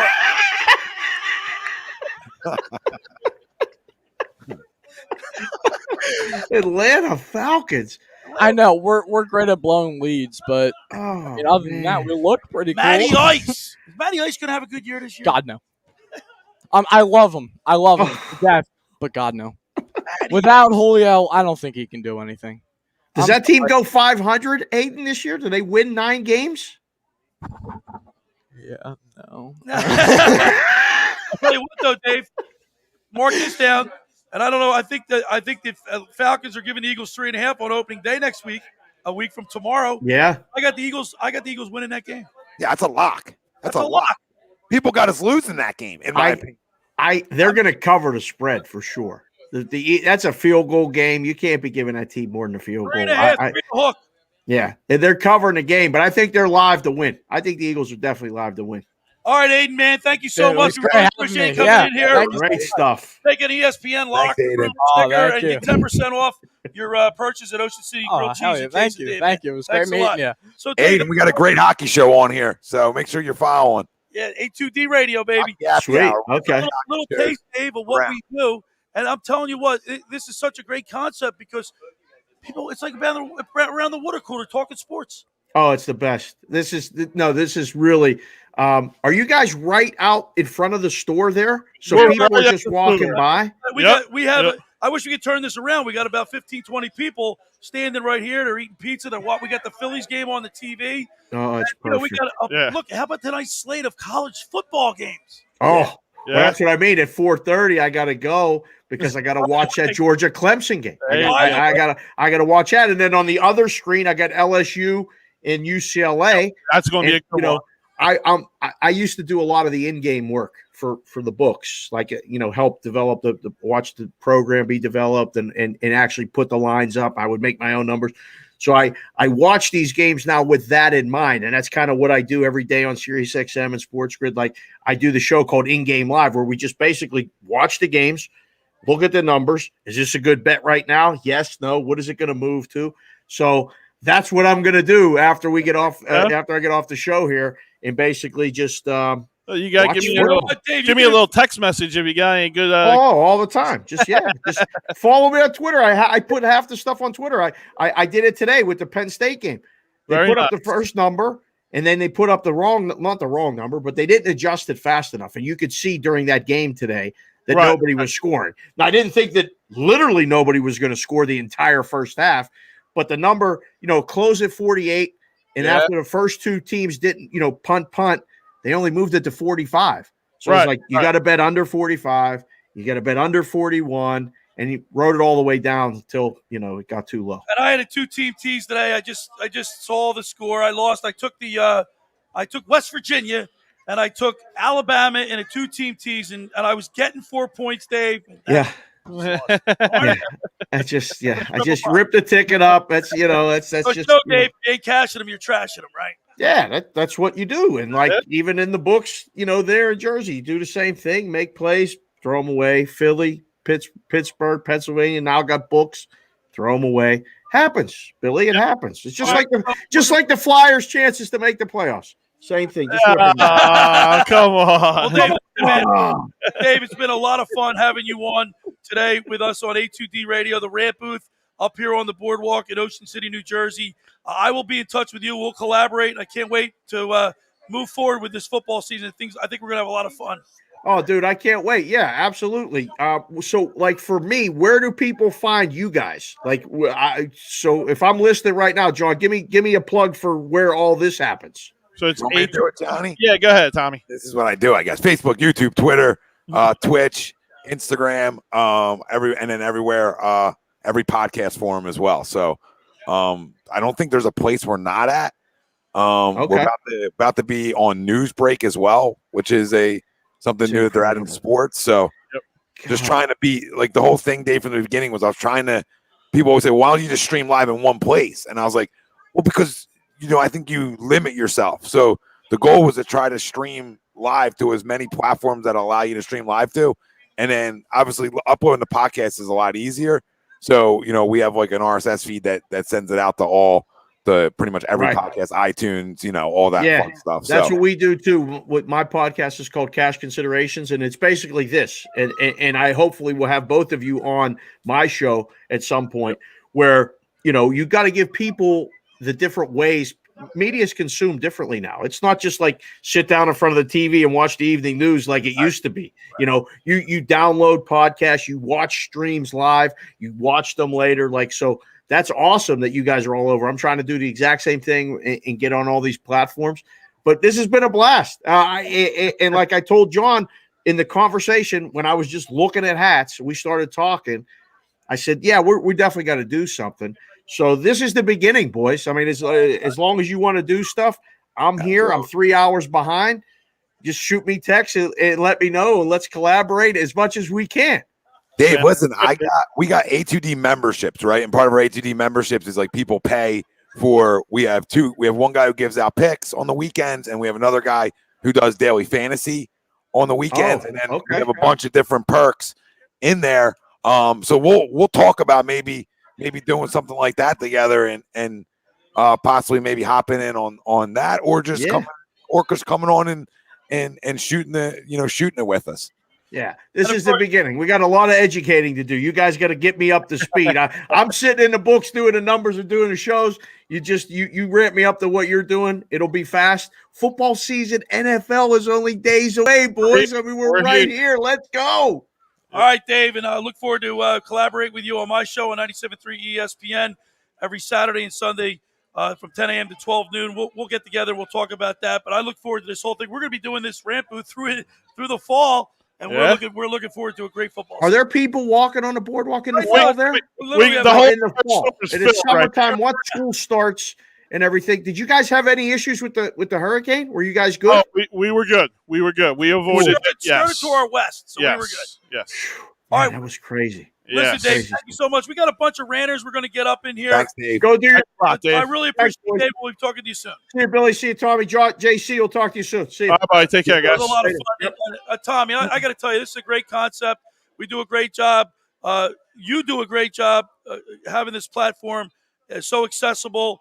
And this is a great concept. We've been getting 20 people a night, Tommy. It's unbelievable. Listen, we couldn't do what you were the guy to do it, Billy, right? I mean, I yelled and screamed from the rooftops. I need Billy to do this. I need him to do it. I need him to do it. So I can't thank you enough for taking the chance and doing it with us, because we really thought it was going to be something big.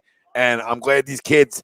I'll leave you with this. I remember going to the fantasy thing for when the All-Star game was in Philly back in '93, and I remember going to this booth and I was able to call a different big moment in sports, and I called Ken Griffey Jr. going first to home, and I remember doing that, and I thought it would be a good idea. Like when I was your age when I did it, and I thought it would be something I always remember. So I thought it would be cool for kids to be able to come on and talk some sports and have that opportunity. So here we are. You got a great kid that's here right now and wants to talk. He's from Pittsburgh, Pennsylvania. Let's welcome into the ramp booth, Marco. How you doing, Marco? I'm good. And we should have. If I would have known, I saw his name, but I didn't see where he's from. We should have kept Dave for this one, right? But Marco, how you doing tonight? I'm good. So you're down here on vacation in Ocean City. Mm-hmm. Say hello to Tommy Arnone from A2D Radio. Hi, Tommy. Hey, Marco. So tell Tommy and our listeners, we got a big audience tonight. You got a big following watching you right now. You're doing a great job. Look, I hear you play baseball with somebody that we all know. Yeah, I play baseball with Ben Roethlisberger's his son. Isn't that amazing? That's great. That's awesome. Now we just had Dave Sharapan on here. He's from Pittsburgh, and he now lives in Vegas. But he grew up in Pittsburgh, so he grew up in your neighborhood, and he's a big Steelers and Pirates fan, and Penguins. So your favorite football team or baseball team is the Pittsburgh Pirates? Yeah. Yeah? So you like the Pittsburgh Steelers as well? Yeah. And, of course, the Pittsburgh Penguins. Yeah. So you're a 3-for-3 guy. If they had a basketball team, you'd like them too. Yeah. That's all right. Don't let my brother scare you off. Because here in Philadelphia, you see that guy right there? He's what we call a 4-for-4 guy. Phillies, Flyers, Sixers, and Eagles. He bleeds Philadelphia orange and black, Philadelphia green and silver, Philadelphia red and white for the Sixers and Phillies. We love our hometown teams. Have you been to the Pittsburgh Penguins games? Yeah, I have. Have you been to the Pittsburgh Pirates games? Yeah, I have. Isn't that a great stadium? Is that a great stadium? Mm-hmm. It's a good place to watch baseball. Yeah. And Marco, you play second base, huh? Yeah, I was just going to ask you that. What position do you play? Second? I play second. Do you know your batting average? So you know what's that he's an all-star. His dad's put up 300. 300. So how old are you? I'm 10. He's 10 years old. And what grade are you going into? I'm going into 4th. Are you ready for school? Mm-hmm. So you're ready for school. I know my daughter's not. She's going to 1st grade. And she doesn't want to go to school. What do you think about the Pittsburgh Pirates this year? You think are they getting any better? No. No. No. Do you like Ocean City? Yeah. Ocean. Have you been did you go in the ocean today? No. No. I heard the water's warm. 78 degrees is like bathtub water out there. Do you get on the boogie board? Yeah, I do. Or you're not nervous, are you? There's nothing to be nervous about. Talk to me about your favorite player on the Pittsburgh Pirates. Brian Reynolds. Brian Reynolds? Mm-hmm. And what position does he play? Outfield. He's an outfielder. I like Starling Martin. Yes. Yeah, he's not there anymore. He got traded. When did he get traded? Did the trading deadline? That's how much I know. See, yeah. Who knows?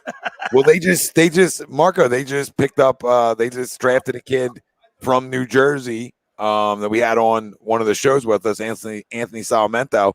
He's a lefty pitcher that they just drafted. So you'll be seeing him pitch for Pittsburgh in hopefully a few years. Mm-hmm. Maybe the Pittsburgh Pirates will be good one day. Like back in the, what was it? When did Willie Stargell? I guess it was a 79. Willie Stargell, 70s. We Are Family. That team that had Manny Sanguillen, right? Yeah. Who was the shortstop for that team? Oh my God, Frank Tavares, Tim Foley. There's some names Tommy Arnone. And Foley. All right, listen, Marco, thank you so much for coming in the rant booth. I appreciate it, and enjoy the rest of your vacation. And good luck in school this year. Uh-huh. All right, there he is, Marco from Pittsburgh. Tommy Arnone, man, you should see the crowd up here on the boardwalk. We have a lot of fun giving people have an opportunity to come up here and talk sports with us in the rant booth here at All Campus every Saturday from 6 to 9. Of course, we're powered by A2D Radio. We're on all the major platforms. Facebook, YouTube, Twitter, Twitch TV. We got some messages coming in. Let's see. Great. Noah Eaton says, great job, boys, as always. Greg is saying Rant Booth is on fire, Johnny. Yeah, oh yeah. And Jay Bell. Jay Bell was a good player for the Pittsburgh Great Pirates. player. Yes, he was. So Dave Parker. Yeah, Dave Parker was on that. Yeah, Dave Parker. I remember those. Kent Tekulfi, right? Kent Tekulfi. Who else? Who was the Omar Marino? He was up. Omar Marino. I'll tell you what, man. How about there were 4 teams, Tommy, back in the 70s. That's a little bit before your time, guys. There were 4 teams that were really. I mean, I can remember the lineups like I could recite all their lineups. Back in the day, too, Tom and John, players didn't move around like they do today. Correct. They would stay for like 10 years, you know. Oh, yeah, yeah. You had the Pittsburgh Pirates. You could buy a jersey and actually. They would be there. Yep. Yeah. The Big Red Machine. Yep. The Phillies and the Mets. Sadly, the Mets, yep. I know, but I mean, you knew though the Dodgers were another team. Had great lineups. I miss those days. I truly miss the days, and I sort of like what the NBA did. Like, not talking different sport, but the NBA tried to do Larry Bird rights, where like you could pay your guy more to keep him because they understood that like the jumping around actually hurts the sport. Yeah, and I think it does for every sport, and I think for baseball more than any sport there is.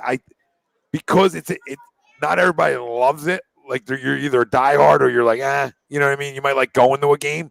But I think it would be so much better if guys stayed places longer, right? Stayed in the community and did more in the community and were a part of it. Yeah, it definitely would make an impact on your fan base, yeah. We're broadcasting live up here on the boardwalk at All Campus. Hey, I'm trying to get my bet in. Oh, boy. Did the Clemson game start already? 7:30. Yeah. Hold on, Billy. I'll tell you in a second. Probably already started. Place bet. It won't let me. Who'd you take? I took Clemson.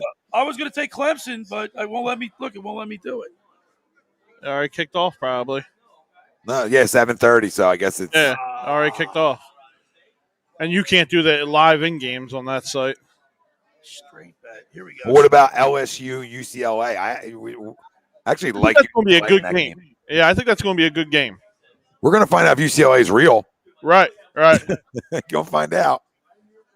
So I think I'm able to get this in here. Clemson $20 bet. So Tom, you want to just talk before you hop off? We don't only keep you all night to talk about the Vegas, what everything is going to be and what we're looking at, and maybe start getting some people who are interested, giving you or me messages. Yeah, well, we're going to make it easy for people because we're going to create a Facebook event around it.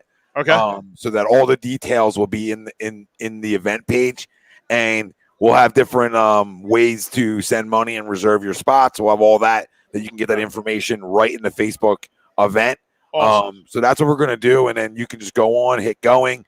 Obviously there'll be a chat board in there where you can ask questions if you need to. It'll be really easily done on that end. And then all people do, we'll have, we'll have, I guess, I don't know, John, how you want to handle the payments, if you pay half and then another half, whatever.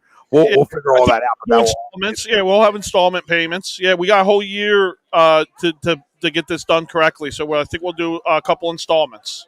Well, listen, I mean, by the way, guys, let me interrupt you. I just got my bet in. I got Clemson minus 2.5. Let's go. There you go. go. Is that what you got, Tommy? That's what I got too. Yeah. John, and I put it out today. Just the little things that are going down, and already had like at least 7-8 people message me that Vegas they're in, and I didn't even give them any details yet. Right. So, right. I don't think it's going to be a problem. Filling 100, we're gonna have giveaways. For the winner, we're also going to have the first, second. We'll make sure we have giveaways for, but also the big prize for first place is your trip the following year is paid for. So, who that's comes really first cool. place in your league will have a free trip next year to come to Vegas and do it again. Yeah, I'm really excited about it. I think it's going to be a ton of fun. And like Billy said, excited to collab with Dave in different ways too. To get him on, both our shows at different times. I think is great, and I think a lot of people are going to sign up for it.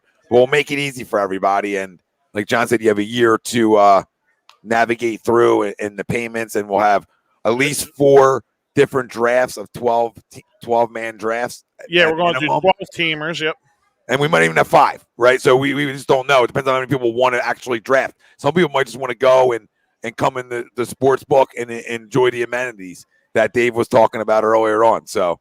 And we also have one other big part of news that we did not mention. Ocean City Grilled Cheese, who is a sponsor of ours here on the show at Rant Booth, they are actually coming out and they are going to do the food for us during the draft out in Vegas. Yes, they're coming out to Vegas with us. They're going to be doing the food, so we will have the grilled cheese sandwiches, the mac and cheeses, the soups. We're going to have it all out there for the draft, guys. And you listen, go down there and use the promo code A2D for 10% off, people, too. If you're down in Ocean City, use promo code Nicky Delgazzo, who does agree and disagree with me on Sundays. He was just in there the other day. Boom, use the promo code and enjoy great food. Grilled Cheese and Quesadilla Company, located at 8th and Ocean Avenue in Ocean City. They've got 16 different kinds of grilled cheeses on toasty Texas sourdough bread. Oh, it's amazing. It's to die for. And you got to come down here, Tommy. You got to go to lunch with me and John. Well, I've been away for a month. I mean, I went to Florida. I didn't want to come home, Billy. By the way, I just noticed that you're back home. You're in the studio today. Well, now I can yell again. That's the only good thing about it. Like, I was down there. I got the baby in the room next to me, or I'm out at the pool, and I feel like the neighbors are going to be like, who is this guy? This guy's an animal over there. About? Listen, we got a couple of messages that I want to read from Jock Talk. He says, I'm old, LOL. I watched the Pirates versus the Dodgers, Willie Stargell, Parker versus Garvey, Say, Lopez. Great games. Memorable. That's at Dodger Stadium. By the way, I know the Dodger dogs. I don't know if you've ever been to L.A. They don't compare to the hot dogs in Philly. No, the ballpark Franks in Philly are the best. Yes. Not even close. Dodger dogs stink. I will say this. One thing I do remember, and I know you remember this, Tommy and John. I was at an L.A. Kings game in October. I flew out to L.A. The Flyers were playing the Kings, and the night was when Jack he hit the home run off of Eckersley. Gibby? Gibson. Yeah, Kirk Gibson. Kirk Gibson. Yeah. I'm in the Forum, LA Forum. The crowd went nuts.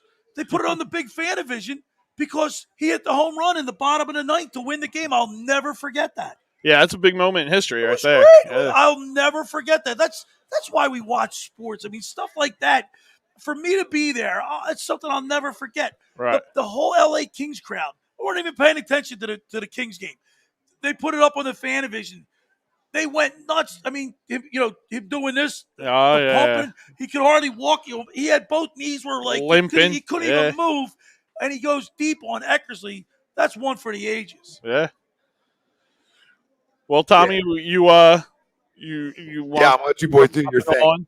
We appreciate it, man. Thank you for stopping in, and hopefully we can get this Vegas thing rolling soon. Yeah, we're going to get we'll have the Facebook event done this week. Go Phillies. It's a must-win. Yes, Philly, sir. John, Hey, 2-0. you guys are the best. I know you're watching this, but it's 2-0 Phillies, and they're in the top of the fifth. We are. Got to go 5-1 on this little trip. These next 2 games are so important. So, yep. All right, Tommy. All right, bud. Thanks, guys. Tommy. Yep. There he is, Tommy Arnone, John, and it was so much fun to have Dave and Tom jump in, gosh, and they were with us with a couple ranters. Yeah, Dave's texting me now and telling me how much he loves it, and he really appreciates us coming on, and he can't wait to do a little bit more stuff together.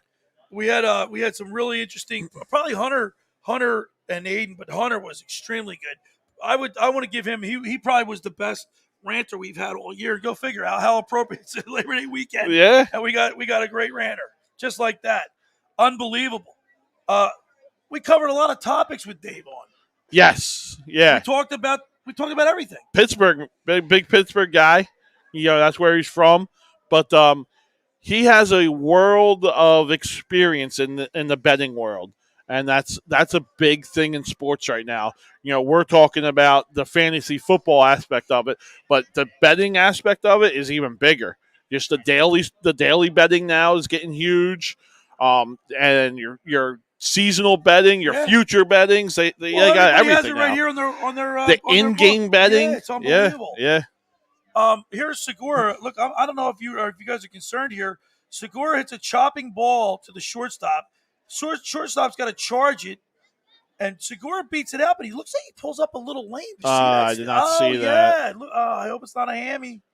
He's been on fire for us. Oh, we don't need to see that there. You'll see him. He's not wincing in pain. Right when he hits the bag. Yeah, I don't. Yeah, right there. Yeah. So we'll see. He looks like he's staying in, but we got man on first. I guess look. He's on first base. No, the trainer didn't come out, so that's a good sign. How about Tommy Arnone? 10-7 for the Eagles. That's preposterous. I do not see it at all. 10-7 will win the division. 10-7. You're talking. If this team goes 10-7, Jalen Hurts needs to be an MVP conversation. Like that. It's that big of a deal for this team to go 10-7 that he might have to be in MVP conversations. Jalen Hurts. The defense isn't going to bring you 10-7. No, they're not that good. No, but listen, we lost 3 games. We lost 3 games with Carson Wentz not doing anything. Okay. No. It looked like I saw your reaction. Bryce Harper just hit a shot, but it was caught by the right fielder. Last year, Carson Wentz, if he would have played halfway better than he played in 3 of those games, they could have won. Right. 2 games that come and stick out my mind. 3 games that stick out my mind. The Washington game down there. Okay. Yeah. He was so bad that if he would have just completed, if he didn't make any turnovers, they win that game. Right. The other game that who they tied, the Cleveland or the Cincinnati Bengals. Bengals, yeah, it was one of the first game of the year, right? Horrible in that. No, third game of the year. He was horrible in that game. Yeah. Horrible. If he doesn't turn the ball over there, they win that game. You could play the what-if game back and forth with every team in the league. There's always a what-if team. I mean, I just saw earlier today, Cleveland was -11 for last year in the whole season. I got to tell you, you're getting jock talk to Jalen Hurts MVP, Devontae Smith Rookie of the Year. Yeah, I just don't. That'd be great. I don't see it happen. I just don't see it. And then Porto Rock says if we run the ball, the damn ball will be pretty good. Offensive line needs to stay healthy, and it looks like, from what I'm seeing, it looks like we're going to be a shotgun offense again. But here's the thing. And to me, I don't think you could have a strong running game in a shotgun offense. But here's the thing. These games are one up front. And offense, it's not a secret that offensive linemen like to run block better than pass block. 100%, all of them do. So if you have a good running game, because remember last year, I don't know how many times that I screamed for it. I'm sure you guys did too. Yeah. Run the ball. What happened? Doug Peterson would get away from the run, and next thing you know, like, how about the Cleveland game? Yeah, perfect example. March the ball all the way down the field. Miles Sanders, even though he fumbled it on the 10-yard line or 4-yard line or whatever it was, because of the fumble, he gets away from the run and doesn't go back and doesn't go back for it and just throws the ball. Now it rained a lot, which when it rains, what do you got to do? You got to run the ball. And again, going back to what I've seen in practices and I've seen in the preseason games, it just doesn't look like we're going to be a strong running team again. First of all, what would give you that indication when they didn't even show you anything in the preseason? None of the starters played. Miles Sanders did play one game. They didn't. They were totally vanilla. Didn't show us anything. So I don't know what to expect from this team. Can you run the ball strongly out of a shotgun offense? Do you think? I don't think you can. I don't think you can either. I mean, name me a team that's done it. I don't know one. It just seems like it's going to be those delay runs. It's going to be those long pitches. It's not going to be hit the A gap and hit the holes. It just doesn't seem like that's the type of offense we're going to be having. And I don't know if that's going to win in the league. No, you're right. Yeah, and remember back in the day when you'd have the tailback, the I formation. The I formation is dead. Fullback and a tailback, and you pound the ball. And I know the league's changed, and I hate that. Oh, everything's no. I'd like to see a team go back to that and reinstitute that and shove it right down the throat of all these new wave. Well, you see, the Patriots. Yeah, Patriots are a team that does it. Cleveland's the best example that we have it. San Fran's another one, but Cleveland's the best example. Edwards Helaire in Kansas City. I think he's a good running back. I think Big Red. Yeah, Andy Reid. Reid. I think he can do it. He can do it there. Cleveland can do it, like you said. Yeah. The Patriots, but do it. I just don't think. Remember, this league's a copycat league too. How many teams even carry a fullback anymore? There's no teams. It's a dead position. No one has it anymore. The I formation is completely dead. What we get now, and I'm okay with it, is that two tight end. I forget what they call it now, but the two tight end offense. It's a two tight end offense. I mean, there's a name for it, but 12. The 12 man or 12 team or whatever it is. And that's the offense that's kind of taking over because you get these freak athletes that play tight end that nobody can guard them. A safety can't guard them. A linebacker can't guard them. Corner can't guard them. So you're going to use that to your advantage, but that hurts the run game, right? Because usually as athletes, what can't they do? Block. And they don't want to. Right. Let's go back to the message boards. Benny's Nation says, I thought Gainwell showed well. He's a better pass catcher than Miles Sanders. I agree. Yeah. But it's going to be I think it's going to be running back by committee because you got Boston Scott and Gainwell are cut out of the same mold. Right. Miles Sanders is more of a scat back type guy. Yeah. Like more moves. Right. And we thought we had the bigger backs with Howard. 12 personnel. 12 personnel. Yeah. We thought we had Howard and Kerryon Johnson, who we just cut. So we don't have a big back now. Like Miles Sanders is our big back, and that just doesn't bode well in the goal line, in my opinion. So Deshaun says with Jalen in the lineup, the Eagles were ranked second in rushing with his stats. That's because of him. Right. That's because of him. That's not a running offense. That's a quarterback running for his life. And that's a big difference to me. Yeah, but someone with Jalen Hurts' ability, playmaking ability, scrambling ability, nullifies a bad offensive line. I agree. I agree. It definitely helps that he can get on the move, but I want to see him use his legs to create time for the wide receivers. I don't want to see him use his legs to create yards in the running game. Right. You know what I mean? I hear you. He's going to get hurt. I don't know a running quarterback who has not gotten hurt yet. Like there hasn't been one. And it's going – you can't win usually with a backup. All right, we got lucky and did it with Nick Foles. I hear you, everyone. But usually teams don't win with their backups. You need your starters to take you to the Super Bowl and win a Super Bowl. And running quarterbacks just don't do it. Now, today on my show, we did our predictions. And my co-host, Scott McKay, had the Dallas Cowboys going 10-7 to win the division. I picked them going 9-8. I had the Eagles going 8-9, and the Redskins going 8-9. All right, and I had the Giants going 6-10. Okay, right, in the bottom of the division, and I still believe I just think the Cowboys. I'm only because of Dak Prescott. The injury. Yeah. Concern? No. Well, no. I think that I picked them to. It killed me to pick the Cowboys. You know Right. what I mean? I don't even pick Cowboys on my fantasy team. Yep. But I'm going to be realistic and objective about this. I think because of Dak Prescott's experience, leadership, he has enough to give that team, provided they stay healthy, right, enough to win. But he's the Jalen best Hurts and the quarterback Eagles in the division. going 8-9 is not too shabby after a 4-11-1 season. If we go 8-9, I'm doing a dance. I don't see it. I don't know how we go 8-9. I would absolutely love it. I'm going to be cheering for it, but it's going to be difficult. We're broadcasting live here in the Rant booth, powered by A2D Radio and all the major platforms, Facebook, YouTube, Twitter, Twitch TV. We're up here in the Boardwalk at all campus, 1028 Boardwalk. Come on up, Rant in the Rant booth. Rant with us. Get 10% off any hat in the store. You got a great selection of hats in there, John. Yeah, we're going to do you want to do Stump the Yeah, we can do Stump the Schweimer. Before we do that, I want to remind people, get down to Ocean City Grilled Cheese and Quesadilla Company. They're located at 8th and Ocean Avenue in Ocean City, New Jersey. They have the greatest grilled cheese sandwiches you'll ever want to eat. They're like your mom made back when you were a kid. They got the tomato soup. You can dunk it in there. Heck, they had the buffalo chicken grilled cheese sandwich. It's to die for. You dip it in the ranch or blue cheese. It's to die for. Get down there. Their phone number is 609-938-4534. If you're in the area, you can get some takeout or call them and go pick it up.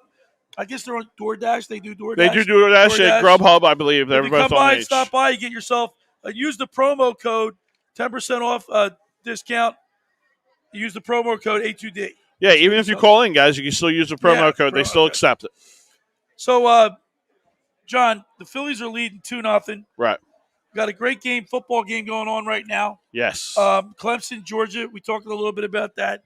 We've got Thursday Night Football, the Cowboys against the Tampa Bay. I'm so excited. I am so excited about that game. I can't wait. So let me ask you a question. The Tampa Bay-Dallas game, are you a believer, and this would be bad for us, but are you a believer in the ceremony slump? The ceremony slump? Yeah, they're going to be presented the ceremony rings and the banner hanging for the Super Bowl. Do you believe that takes away from preparation of the game, or just the emotional or the energy dump, as they call it, for the game? Normally I would, but with Tom Brady and remember, Gronk's down there. Right, right. They got a lot of winners down there. They've got everybody back. I think it's all business down there. No, I don't think this team will be affected. Okay. I really don't. Matter of fact, you remember last year Tampa Bay got off to a bad start. Horrible start. Yeah. And now that they won the Super Bowl with the experience that they have, I think that they're not going to have a letdown. No, I agree with you. I think this team is really. I don't know. I'm looking forward to it. Where you have them in the power ranks? Are they above KC for you, or is KC still one? Only because of Tom Brady's age, and I think the Chiefs have something to prove. I think they're on a mission this year. Okay. Yeah. I think their offensive line was so banged up it affected them obviously in the Super Bowl. Yep. I think they left a bad taste in Mahomes' mouth, and Mahomes I think is the best quarterback in the league right now. I agree. By hands down, by far and away. Yep. I don't see anybody better than him. Aisha Robertson just chimed in. Hey, Billy, what's good? Let's see. She's in New York. Then Wayne Miller just checked in. Hope the Bucks slaughter the Cowgirls. So do we, buddy. So do we. I think everybody in this area can't wait the anticipation of that game, because think about this: if the Cowboys get waxed or at least lose to the Bucks, then we go into Atlanta. High hopes. High hopes. Yeah, we're division winners. We got it all right there. Could you imagine the radio fodder, the conversation we're going to have here next week if the Eagles win? So this is what I'm looking at. If let's say the Cowboys lose, right? We do our show Saturday night. Oh man, everyone's going to have the Eagles win the division. We're the best. We're going to be the best. And you know what? It's off to a good start at least. But if the Cowboys win, oh boy, it's going to be bad talk sports on Philadelphia. It's going to be unbelievable. John, you're right. The people are going to be coming through here. Oh yeah, going to be I mean, everybody's going to be like, that's how it is. The division's ours. It's all for taking. We can have it. But if the Cowboys win, it's going to be like, told you so. Eagles stink. We're not going to win nothing. So this game Thursday is actually going to determine the pulse of this Eagles season before it even starts. Now, what difference does a week make? Last week at this time, we were digesting the trade that came across on Saturday of Gardner Minshew. Yeah. He became an Eagle. Right. It came out this week. Finally, Nick Sirianni names Jalen Hurts the starting quarterback, and we find out that Gardner Minshew is the third string. Yeah. And we also find out that apparently we were trying to make a trade for Watson, and he declined coming here. So I think what you said was correct. Because they don't want to mess around. I mean, Hurts was in the deal to go with Watson, and we brought Minshew in just in case Watson got suspended or whatever that situation was to get us through this year. But it did look like we were in play for Watson. He declined coming to Philadelphia. By the way, that's all speculation too. Correct. But a lot of times in this, the reporters, it leaks out. A lot of things are leaking out about Deshaun Watson, the trade rumors. Yes. Aisha chimes in. She says, "What are your guys' opinion on Ben Simmons requesting a trade?" We got into that early. Matter of fact, Aisha, I'm sorry you missed it because I would say for the first half hour we went nuts. We had about. Ben, even Tommy Arnone, our leader here at A2D, chimed in. We had Dave Sarapan from the Circus Sportsbook was here. And we got into it. We got into it pretty bad, because John's a big Ben Simmons guy. I am, and I will go to the grave being a Ben Simmons guy. I think the guy has unlimited potential, and at some point, I believe he will live up to it. We're here at All Campus on the Boardwalk in Ocean City, 1028 Boardwalk. We're in the rant booth. Come on up. We're watching the Phillies game. Of course, there's a full slate of college football games today throughout the Labor Day weekend. I love this time of year. It's a lot of fun, man. Yeah. We got the hats up here. If you want to do the we got let's stump the Schweiner, and I guess Ralphie's back Ralphie, there. you coming in? What up, fellas? There he is. There's Ralphie. You ready there, Ralph? Yep. Let's do this. Let's get it in. I got a text message here. I got to check real fast. All right. Here we go. First one coming in. This is a tricky one. St. Louis. St. Louis. Jeez, Look Ralph. at you, Ralphie. Well, you got the Google machine going? No. All right, this one's a hometown one. It's a little tricky. Oh, Kutztown. Hey, look at you. 2 for 2, Ralphie stepping up his game. This one's an easier one. This one everyone should get.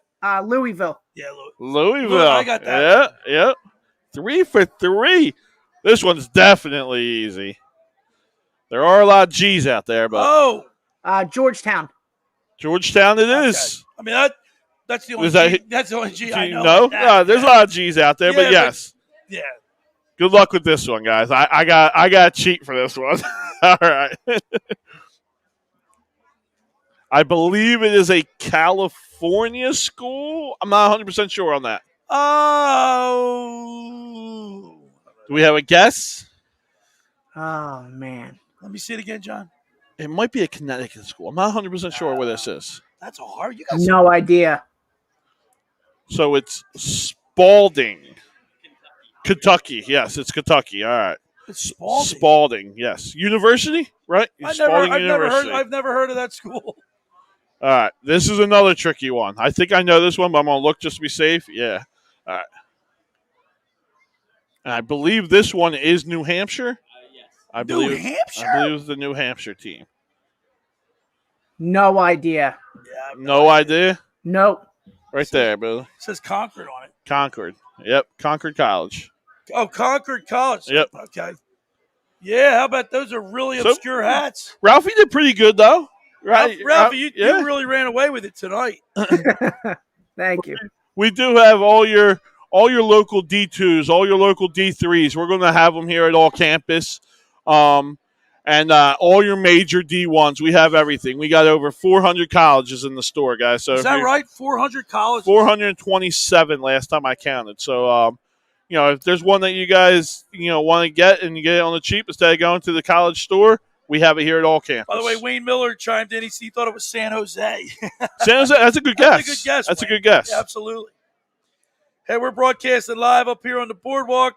All Campus, come on up. John's got a great selection of hats here at All Campus.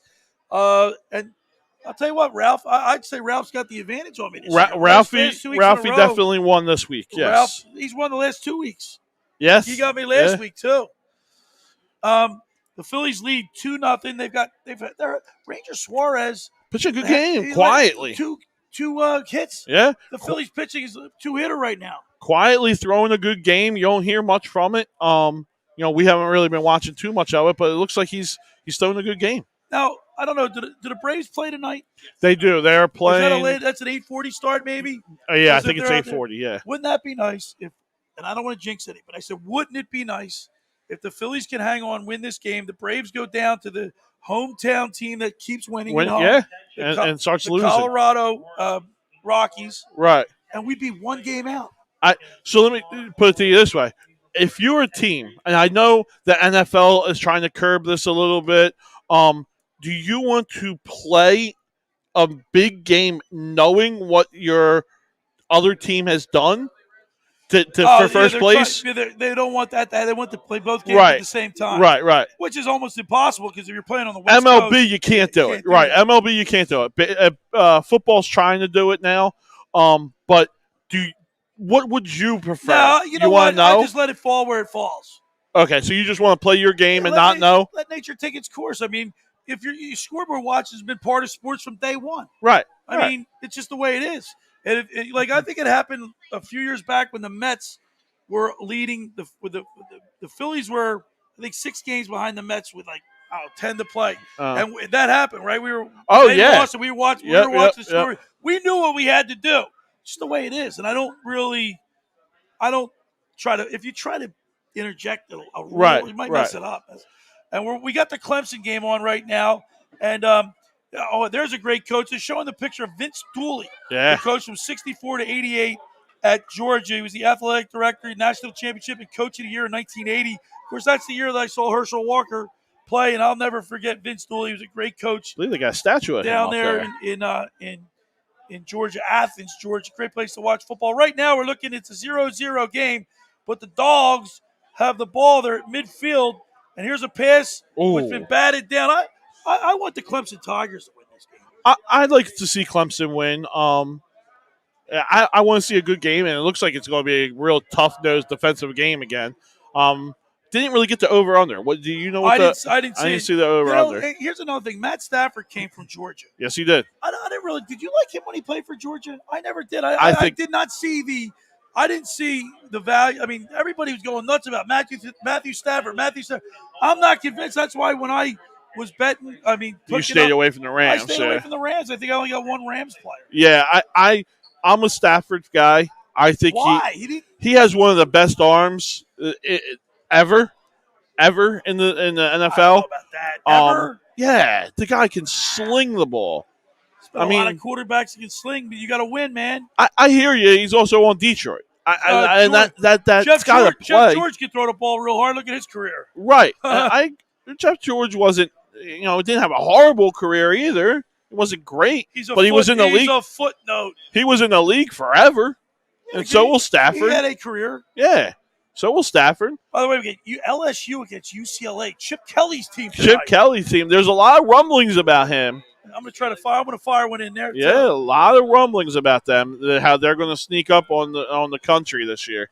Chip Kelly's problem as the Eagles coach is that he tried to force the system on the players instead of let the system fit the players. That's his problem. That's most of college coaching philosophy is because they recruit their players, right? So they can go get the guys that they want to fit their system. In the NFL, that's a little bit harder to do. You got to make the system fit around the talent you have. By the way, Aisha's chiming in. She says, Billy, Temple lost today to Rutgers. They got beaten in a big way. They got smashed. Yeah. And I'm surprised at that. I can't believe Rutgers. Well, Greg Schiano's back, and this is second year now. Rutgers is going to be a good team. He built that program up the first time and left. Yeah. He went to Tampa in the NFL. That's what you're talking about. It didn't work for him in Tampa. No, it did not. Yeah, but Rutgers is going to be not a powerhouse, of course. By the way, they're going to have some good years. David Garden just chimed in. He's saying Matt Stafford has a golden arm. Yes, he does. He doesn't have a golden record. Played at Detroit. But tell me a Detroit guy who does. You say the same thing. Greg Landry. Do you say the same thing about Barry Sanders? Is Barry Sanders not a top 5 running back of all time? Oh, I'll tell you what. If Barry Sanders didn't retire as early as he did, if he won a couple more years, even if he's not, I still have him as a top 5 running back of all time. No, I do too. But I'm just saying he could be like yeah, too. Yeah, garbage record. He was. You ever see the highlights of some? Oh my gosh, that guy he definitely was a transcending player, as you said. Changed the position. Aisha says, "I love how Billy says my name." Am I saying it wrong? I don't know. I can't see it from where I am. ASIA. Asia. Asia. Sorry, Asia. it's got to put a capital A on that. Billy doesn't get any names right. I don't. And where I am, I can't see the screen, where I am. And so instead of me butchering, I let him butcher every name. So getting back to Chip Kelly, and I didn't like him when he was at Oregon. I couldn't stand him when he was at Philadelphia. Right. And I just don't. There's something about him that it leaves a sour taste in my mouth. Yeah, I remember when we were going through that hiring process that year, and everyone was all over the Chip Kelly train because of how great he changed that program out in Oregon. Remember that first game that he came to the Eagles against Washington that night with Michael Vick and D. Jackson? And that first big pass, yep. And it was all downhill from there. But I do remember, and I'll go to the grave with this one too. I wanted Lovie Smith. Lovie Smith, for the offense that we had with the running game that we could have had, Lovie Smith I thought was the best coach for us. And I guess we'll never see how that turned out. But by the way, that was Ranger horrible. Suarez just got lifted. But look at his line: 17 innings, his last 3 starts, 17 inning pitch, only 13 hits, only 2 earned runs in his last 17 innings. It's a lot of hits, though. So 17 innings. I don't care. Look at the earned runs. No, you're right. You're right. It's just it adds to your pitch count getting up there. So he was just taken out. We were talking about before you got here. We were talking about tomorrow. Looks like it's going to be a bullpen day. It looks like we don't really have Matt Moore. Yeah, no. Matt Moore's? Yeah, it's going to be probably Coonrod starting maybe. Who was the manager that would do that in reverse? That's Tampa Bay. Tampa Bay would do that. Yeah, right? They're the ones who started it. Go backwards. Right? Yeah, they're the ones who started it. Yeah, I mean, it worked out for them. I don't like it for us. Porter Rock said Mets catching up the last week and a half. Yeah, they're on fire. They've been playing well. Yeah.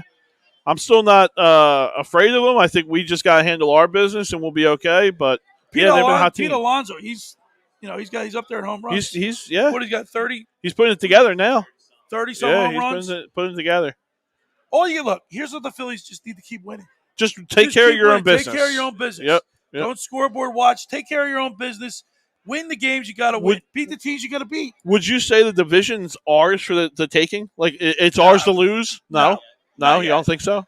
By the way, how many games were there? 27, 26 25, games? something like that? Games left? Yeah. No, I wouldn't say that. No? No. I do. I think the division's ours for the losing. If we lose the division, it's because of us. So Porter Rock said the Mets won 7 straight today. Yeah, they're hot. They're hot. But it's the same thing. We see it with us too. We see the roller coaster. The Braves did it. We did it. Now it's the Mets' turn to win. Let's hope it doesn't turn into something where we start losing. That's when it's bad. So do you think the fans have anything to do with? And look at the Mets. The Mets have been in just that's been a dumpster fire.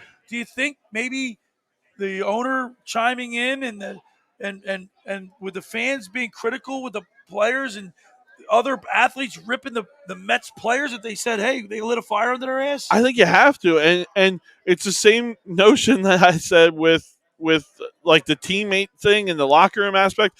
The team got tired of getting booed, so they made their own response to it. Now, not only do they have a little bit of fire from the fans, their owner, the guy who signs their paycheck, came out and disciplined them.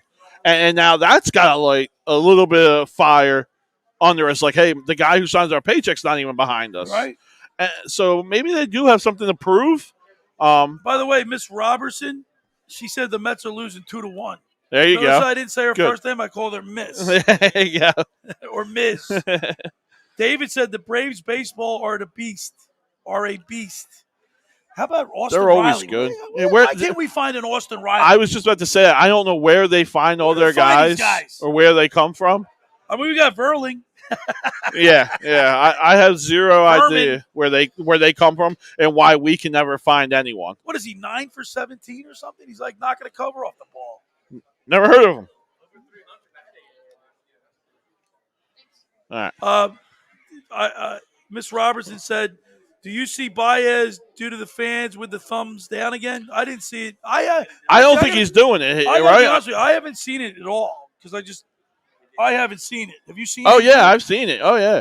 Yeah, but I think that they came out and they formally apologized and said that they were going to stop doing it. And I think it's a done issue now. Did you guys see Lenny Dykstra go off on Twitter? I don't follow that guy. Talk about a dumpster fire. Yeah, I can't follow that guy. He got you in trouble here on ATV. Yeah, I can't follow that guy. But he went off on Twitter. He goes, and he has that lisp. Lenny Dykstra has that. The way he talks. Well, he's missing all his teeth. Well, he's always had that tobacco chewing lisp. He went off on Baez. He said, "You know where to find me. You want to drop the gloves?" Basically, he called him out that these players today are soft. They're not like the players from before. But you can't just say it. Yesteryear. You can't say it about one team. It's everyone. It's society. I'm tired of hearing that. I really am tired of hearing it's not like it was for me. It's the same thing. No, like it's not. I walked uphill both ways to go to school with no shoes, and that's not. I'm tired of hearing it. John, my school was a mile from where I live. Guess what, John? My mom and dad, I walked every day in the rain and the snow. Listen, I get it. Cold. Does it make you tougher? Does it make you better? I don't know. Who knows? It does. It hardens you. Well, players are bigger, stronger, faster now than they were back then. Yeah, but they're like Ben Simmons, like the Tin Man, no heart. I get it. He went to the Wizard of Oz. He says, "I want a heart." He started crying. As much as you. Crying. I want a heart. As much as you complain and cry about them, you see rust coming down his ear. You cry and complain about the way it is. Like you're doing the same exact thing that you're saying to them. Like you're crying and complaining about the way they are. Let me ask you a question. Do you ever think you'll see another who was the guy in 49ers that played without his finger? Ronnie Lott? Ronnie Lott. You think you'll ever see that again? No, I don't think those guys are made. I bet I'm going to even go this far back. Not even this far back. With Donovan McNabb, I wasn't a big Donovan McNabb fan by any stretch of the imagination. But he played on a broken foot, dude. I agree. It never happen again. But here's my thing. Are you going to see? Did you see a Mike Vick back in the 40s or 50s? Did you see that guy? No. Bobby Douglas. Did you see a Ben Simmons, a 7-footer that could do and dribble? Don't give it an extra inch. Okay, whatever. That can dribble and do what he does back in the 50s? No. So what are we talking about? What are we complaining about? The same thing that you're complaining about, you're doing. I hate that more than anything. Listen. The bottom line is Ben Wilson is soft.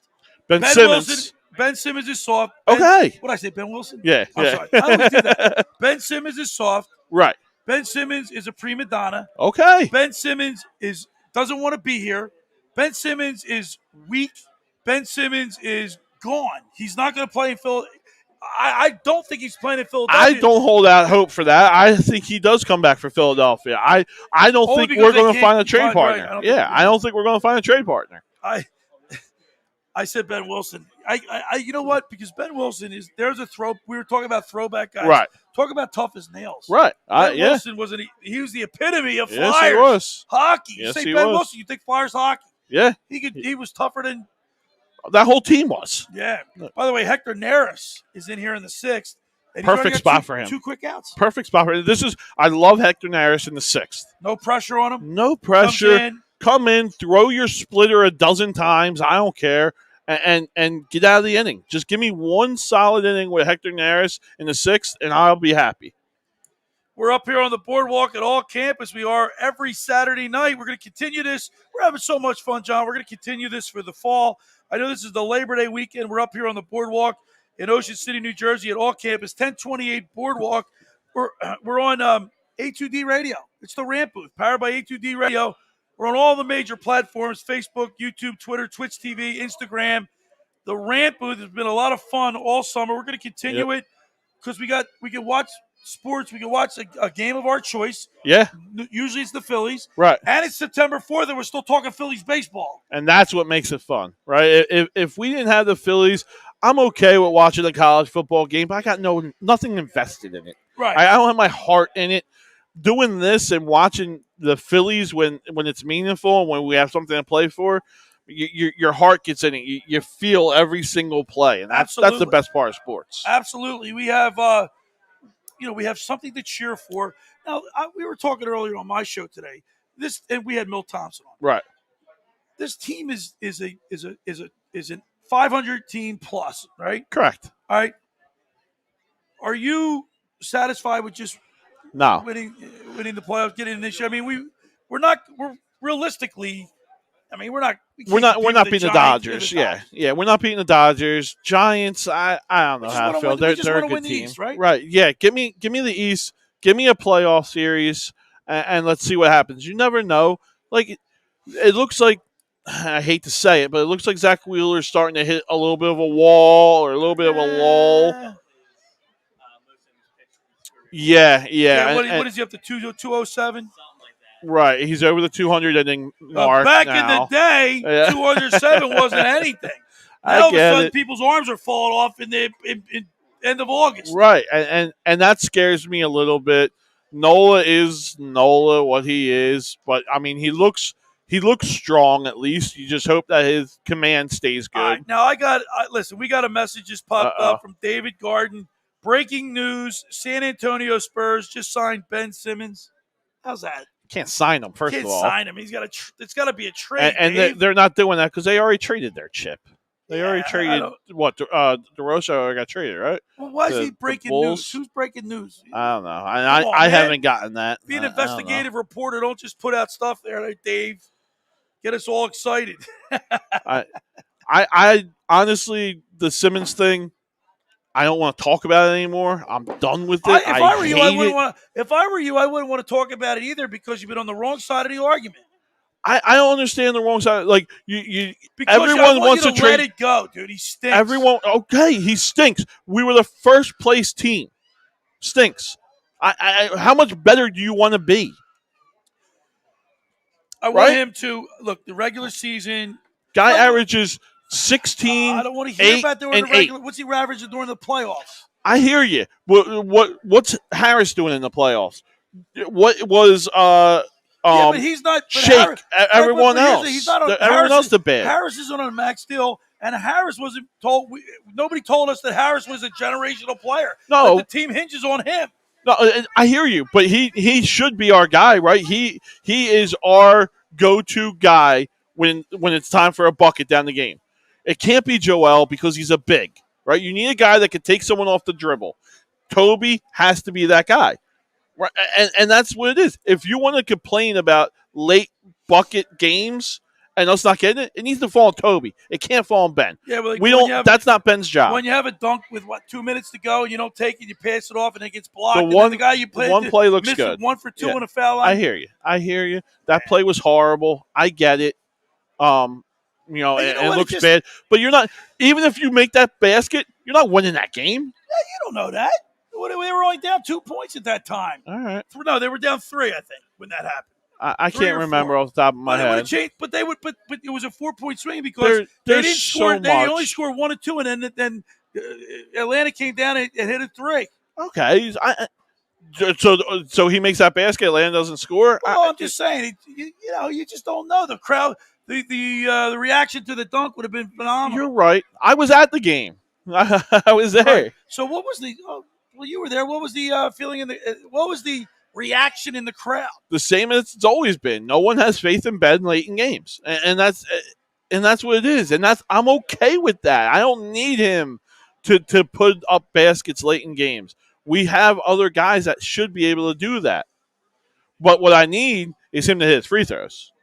And I will agree to everyone with that. The man needs to hit his free throws. Let's go back to my sports book because I did lose that tease. I lost what? What I lose the Maryland, West Virginia Maryland game, and now I've got Clemson.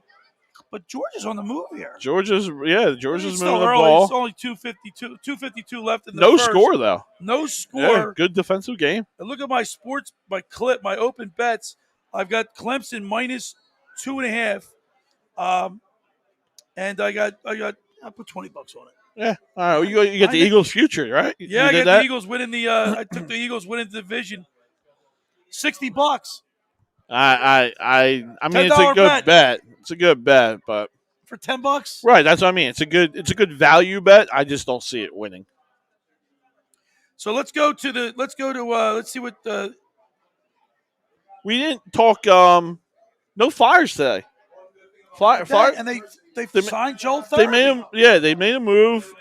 Inked Farabee. How do you feel about that contract? I thought it was a little early to give him that kind of money. For a guy that he led the team with 21 goals, I think was it 21 goals this year, and I'm thinking to myself, why would you give him a long-term contract? But then I saw his age; he's only 21. I hear you. And his contract will be up when he's 28. It's a $5 million contract in 3 years. That'll be nothing. He was another one though that kind of scared me a little bit because he hit a wall. Right? These guys don't know how to play in a long season yet, and he did hit a wall where he went really cold for a long time. He's learning. I get it. I mean, are you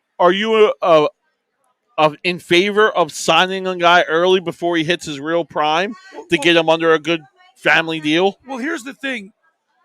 I'm skeptical because of what we did with Voracek and Giroux. I'm skeptical because of what we did with Scott Kingery also. We did that. We all praised Kingery, right? And signed him to a big deal. The Phillies have a propensity to mess players up. And there's no doubt they messed him up. Yeah. But as far as the Flyers go, you think they would learn a lesson by what they did with Voracek. Right. They went out and they gave Farabee a long one. They gave Couturier, who I love. Hayes. But Couturier. Real long deal. He's been hurt a lot. Couturier, I like it. I think Couturier, don't get me wrong, and I think he's got more heart and he's a better hockey player than Voracek. Right. All over, like both offensive, defensively. Yeah. He's a much better player, top to bottom. But that being said, though, you still get nervous when you sign these guys to long-term contracts. Yeah, and the position I think means a little bit more to me. I'm okay with inking a guy at center long-term because it's a more important position than a winger, right. or a top-line defenseman. I'm okay, like the Provorov. I'm okay with giving Provorov a big deal. I'm okay with giving Couturier a good deal, but the Farabee one does scare me a little bit. I wouldn't have given him $5 million a year. I don't think he's a $5 million a year guy.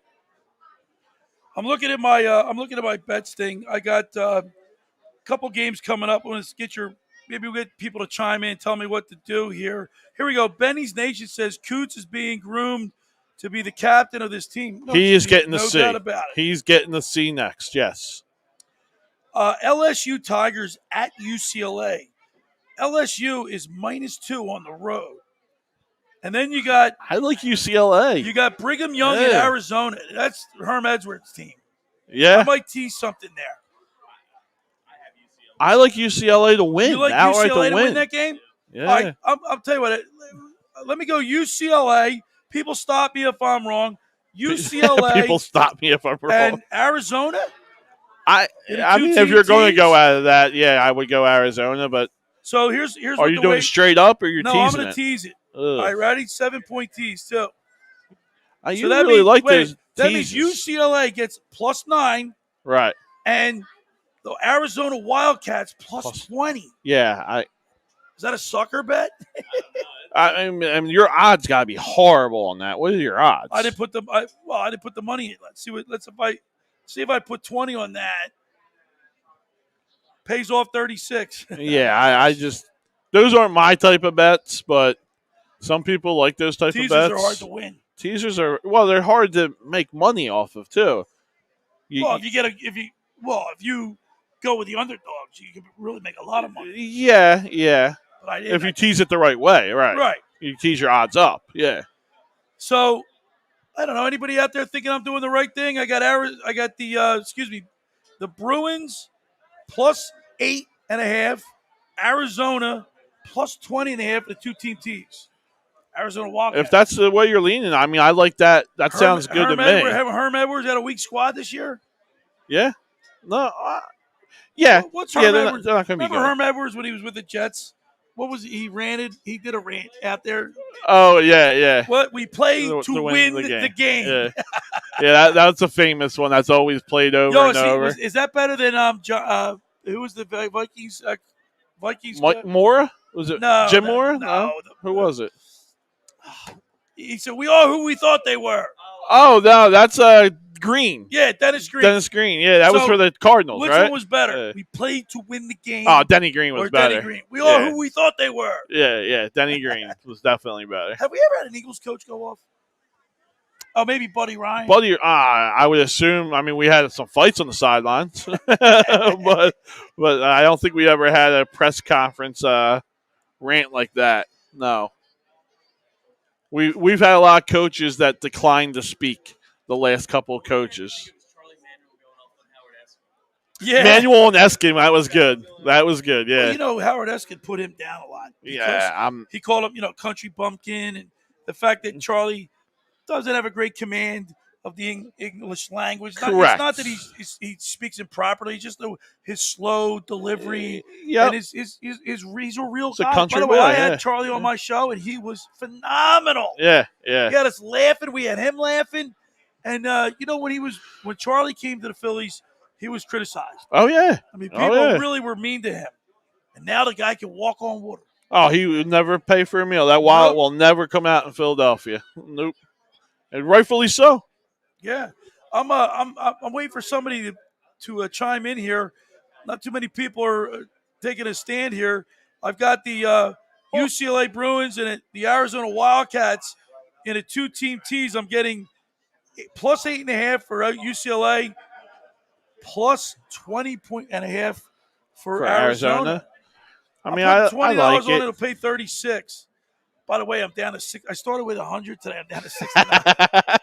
I'm so bad I can't even pick my nose. You know what I should have done? Done what I always do. Bet against. Should have taken the Marlins tonight. Bet against. Yeah, right? Yeah. But the Phillies are winning anyway. I'd have lost that bet. We I'm gonna stay go away back to the Phillies. Yeah. I want to stay go away back to from the that. Phillies. I'm gonna stay away from that. I don't think it pays out good enough to do it. Nah. It's just not worth it to me. That. I go for the home run bets though. I go for the big 7-team parlays and things like that. I like to win the big bets. So every single week I'll put in the ultimate sucker bet. The 10-team NFL. That's hard. Oh, that's a miracle. So, I do it for $5. Well, you put $5 on it, you hit, you're winning what, 50, 55, I'm good 60? for 5 years, right? So that's my philosophy. It never really pays out. I don't think I've ever hit one. Hey, we're broadcasting live up here on the boardwalk in Ocean City at All Campus, right on the boardwalk, 1028, right next to Playland. And come on up. We're sponsored. One of our sponsors is a great sponsor. Great food, Ocean City Grilled Cheese and Quesadilla Company. They're located at 8th and Ocean Avenue in Ocean City. Get 16 different kind of grilled cheeses on toasty Texas sourdough bread. When you get in there, use promo code A2D to get yourself 10% off your whole entire purchase. Now, these grilled cheese sandwiches like your mom made. Yeah, they're unbelievable. We were talking earlier today when you stopped by. I was going up and getting a sandwich right before coming to the show. Oh, is that right? Oh, my gosh. Amazing. Absolutely amazing. They have bacon grilled cheese. Oh, my gosh. That was so good. Absolutely so good. The Phillies are in the 7th, bottom of the 7th. The Marlins are up to bat. There's 2 outs in the 7th. Is that Brogdon? Brogdon's pitching. Yeah. What do you think about Brogdon? He's been okay. He goes hot and cold. I mean, he's been okay. We don't have much options. By the way, keep in mind, you guys realize that I think we've blown, 27 saves this year? 27 saves. 26, something like that, yeah. All right, 26. It's unbelievable. Right. If they would have only blown half of that. We're in first place by a country mile. Country mile. Yeah. And that's always something that you look back at the end of the year and you think that's the area we want to fix. And it's hard because if you fix that area, you're probably going to let something else slip. Right. Like if we trade Bohm to get a bullpen guy, now you need a third baseman, right? And that's the predicament that we're in. Now I know MLB they changed their luxury tax rule for next year. Oh, did they? What, they increase it? They increased it, yes. So I'm thinking we're going to get some more money this year because we stayed under it. Do we go out and spend that now? Why not? Right? Do we go out and maybe grab a couple arms, go over this luxury tax, and for 1 year at least here and see what happens? Yeah. There's a lot of good free agents out there. Is this year? I haven't looked at the free agent pool yet, but name a couple names that stand out. Chris Bryant's the one, right? How old's Bryant? He's in his 30s. I think you could get him for a 2-year deal, though, right?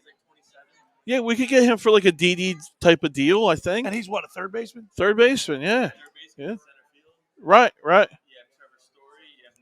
Trevor Story. I don't think you're going to get Story, yeah, because DD's with us next year, right? Yeah, so I don't think. I don't think we see McCutchen. I think he's gone. I think McCutchen's gone. And you know what?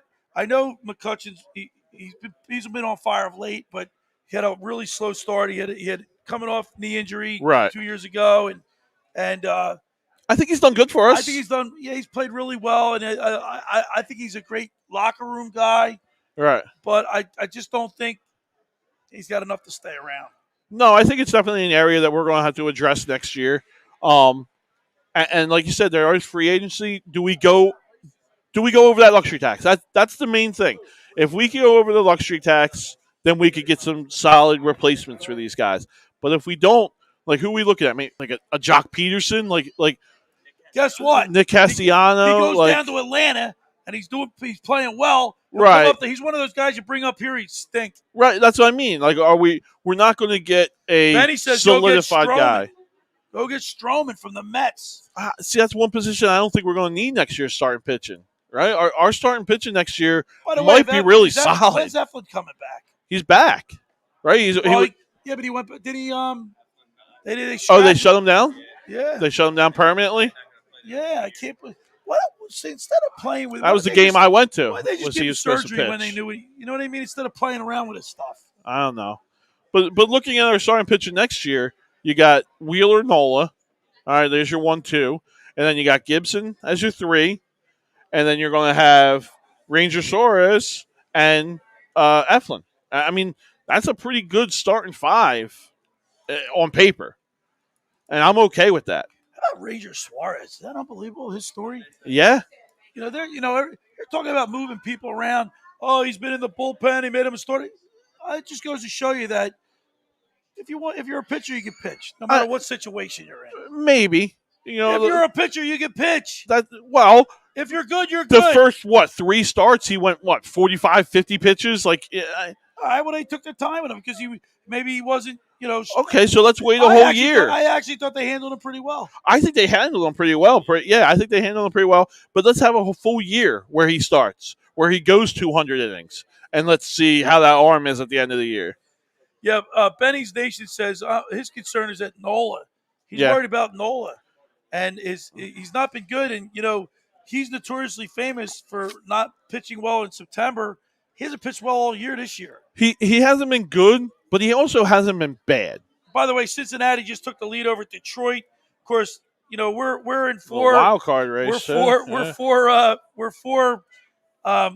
4 spot. There are 4 teams ahead of us. Right. And we're only 2.5 back in the wild card race, but we're 4. We got to jump a lot of people. And that's not going to be easy. No, but it is another road, another avenue. It's nice to have another chance of getting into the playoffs, but we want to win the division. The division is what we have our eyes set on. It's definitely too hard for them to win the. I mean, you talk about scoreboard watching. That's just way too much. So I think the East is in our grasp. Yeah. The Braves lose tonight. If the Phillies can hang on, it looks like Brogdon just got one of the Marlins to pop up, and they get out of the 7th. No runs, 1 hit, no errors, and only 1 left. Yeah, we moved to the 8th. We feel good.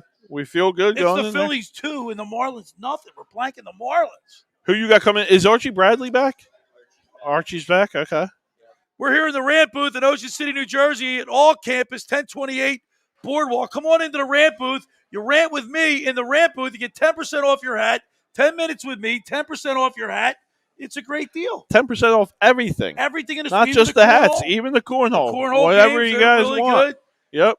10% off the cornhole. 10% off the thermal cups. 10% off the shirts. Little slow in the rant booth today, but it's Labor Day weekend. It is. And we've had plenty of people come up and check out what we're doing. And it's actually getting a little bit cold out here. Yeah, the temperature dropped a little bit, starting to get a little bit cold. Need the sweatshirt on.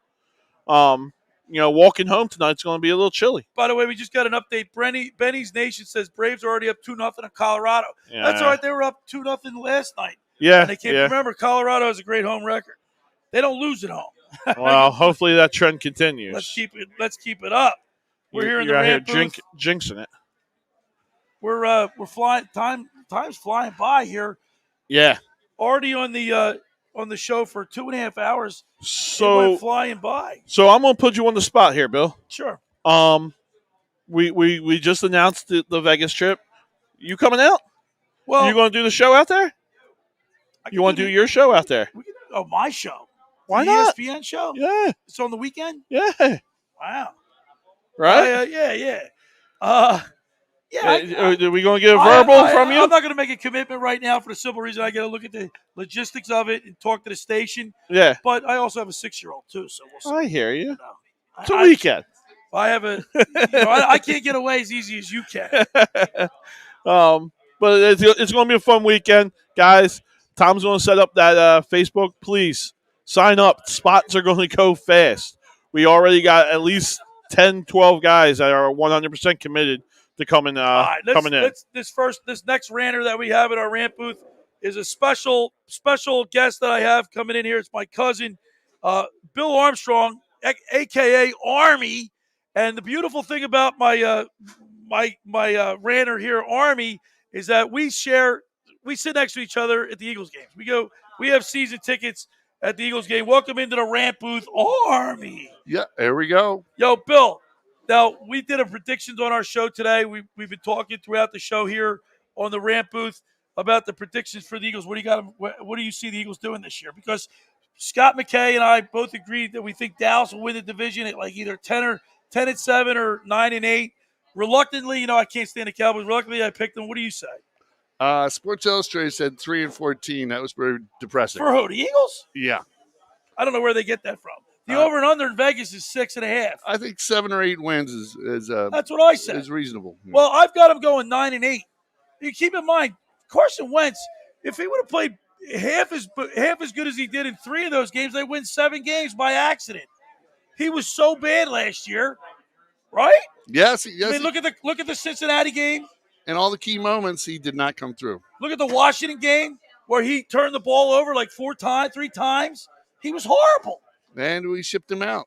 But now, look, Bill, we had 14 offensive line combinations. If they can stay healthy, there's 3 wins right there.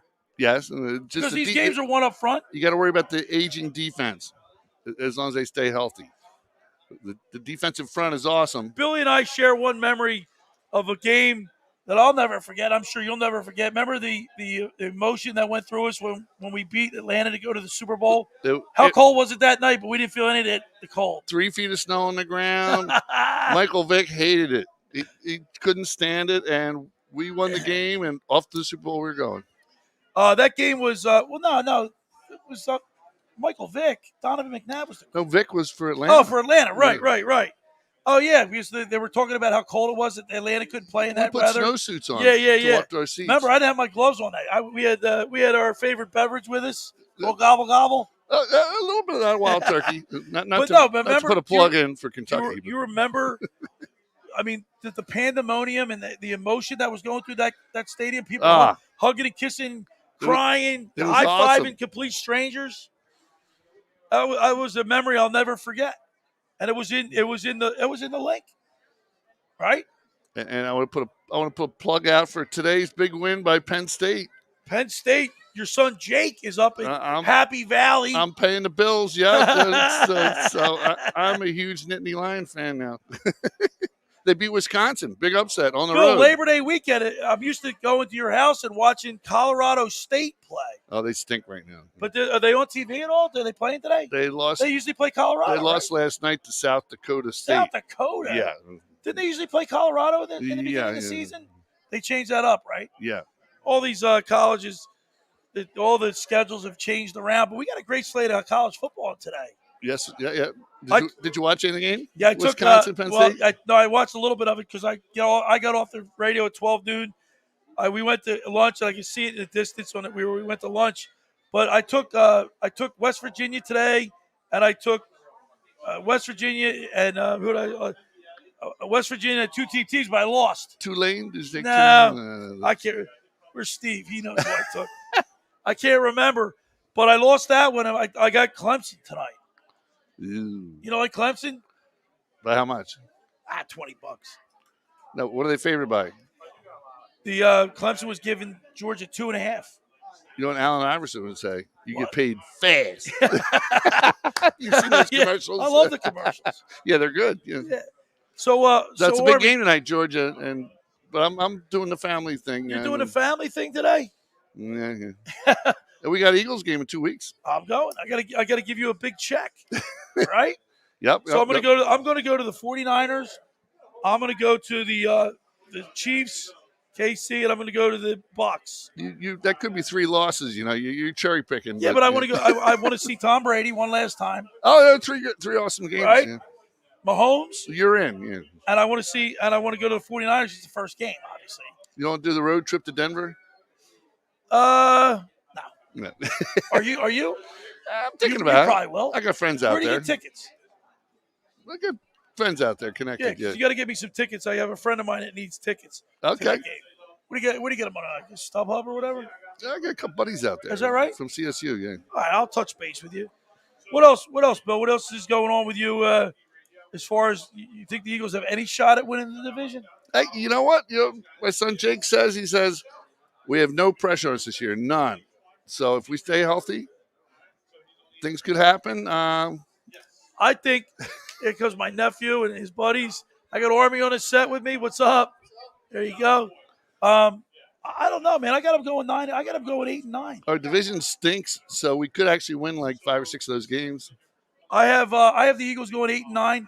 But the Cowboys, I have the Cowboys going 9-8. The Eagles 8-9. The Washington Redskins 8-9, and the Giants 6-10. They're not the Redskins, are they? I mean, what did I say? The football team. Are they still called that? The Washington football team. So, all right, Army. Well, listen, man. Great to see you. Stopping in. Go get yourself a hat for 10% off. Get your son a new hat. Very good. And I'll be. Happy Labor Day to everybody out there. Yeah, man.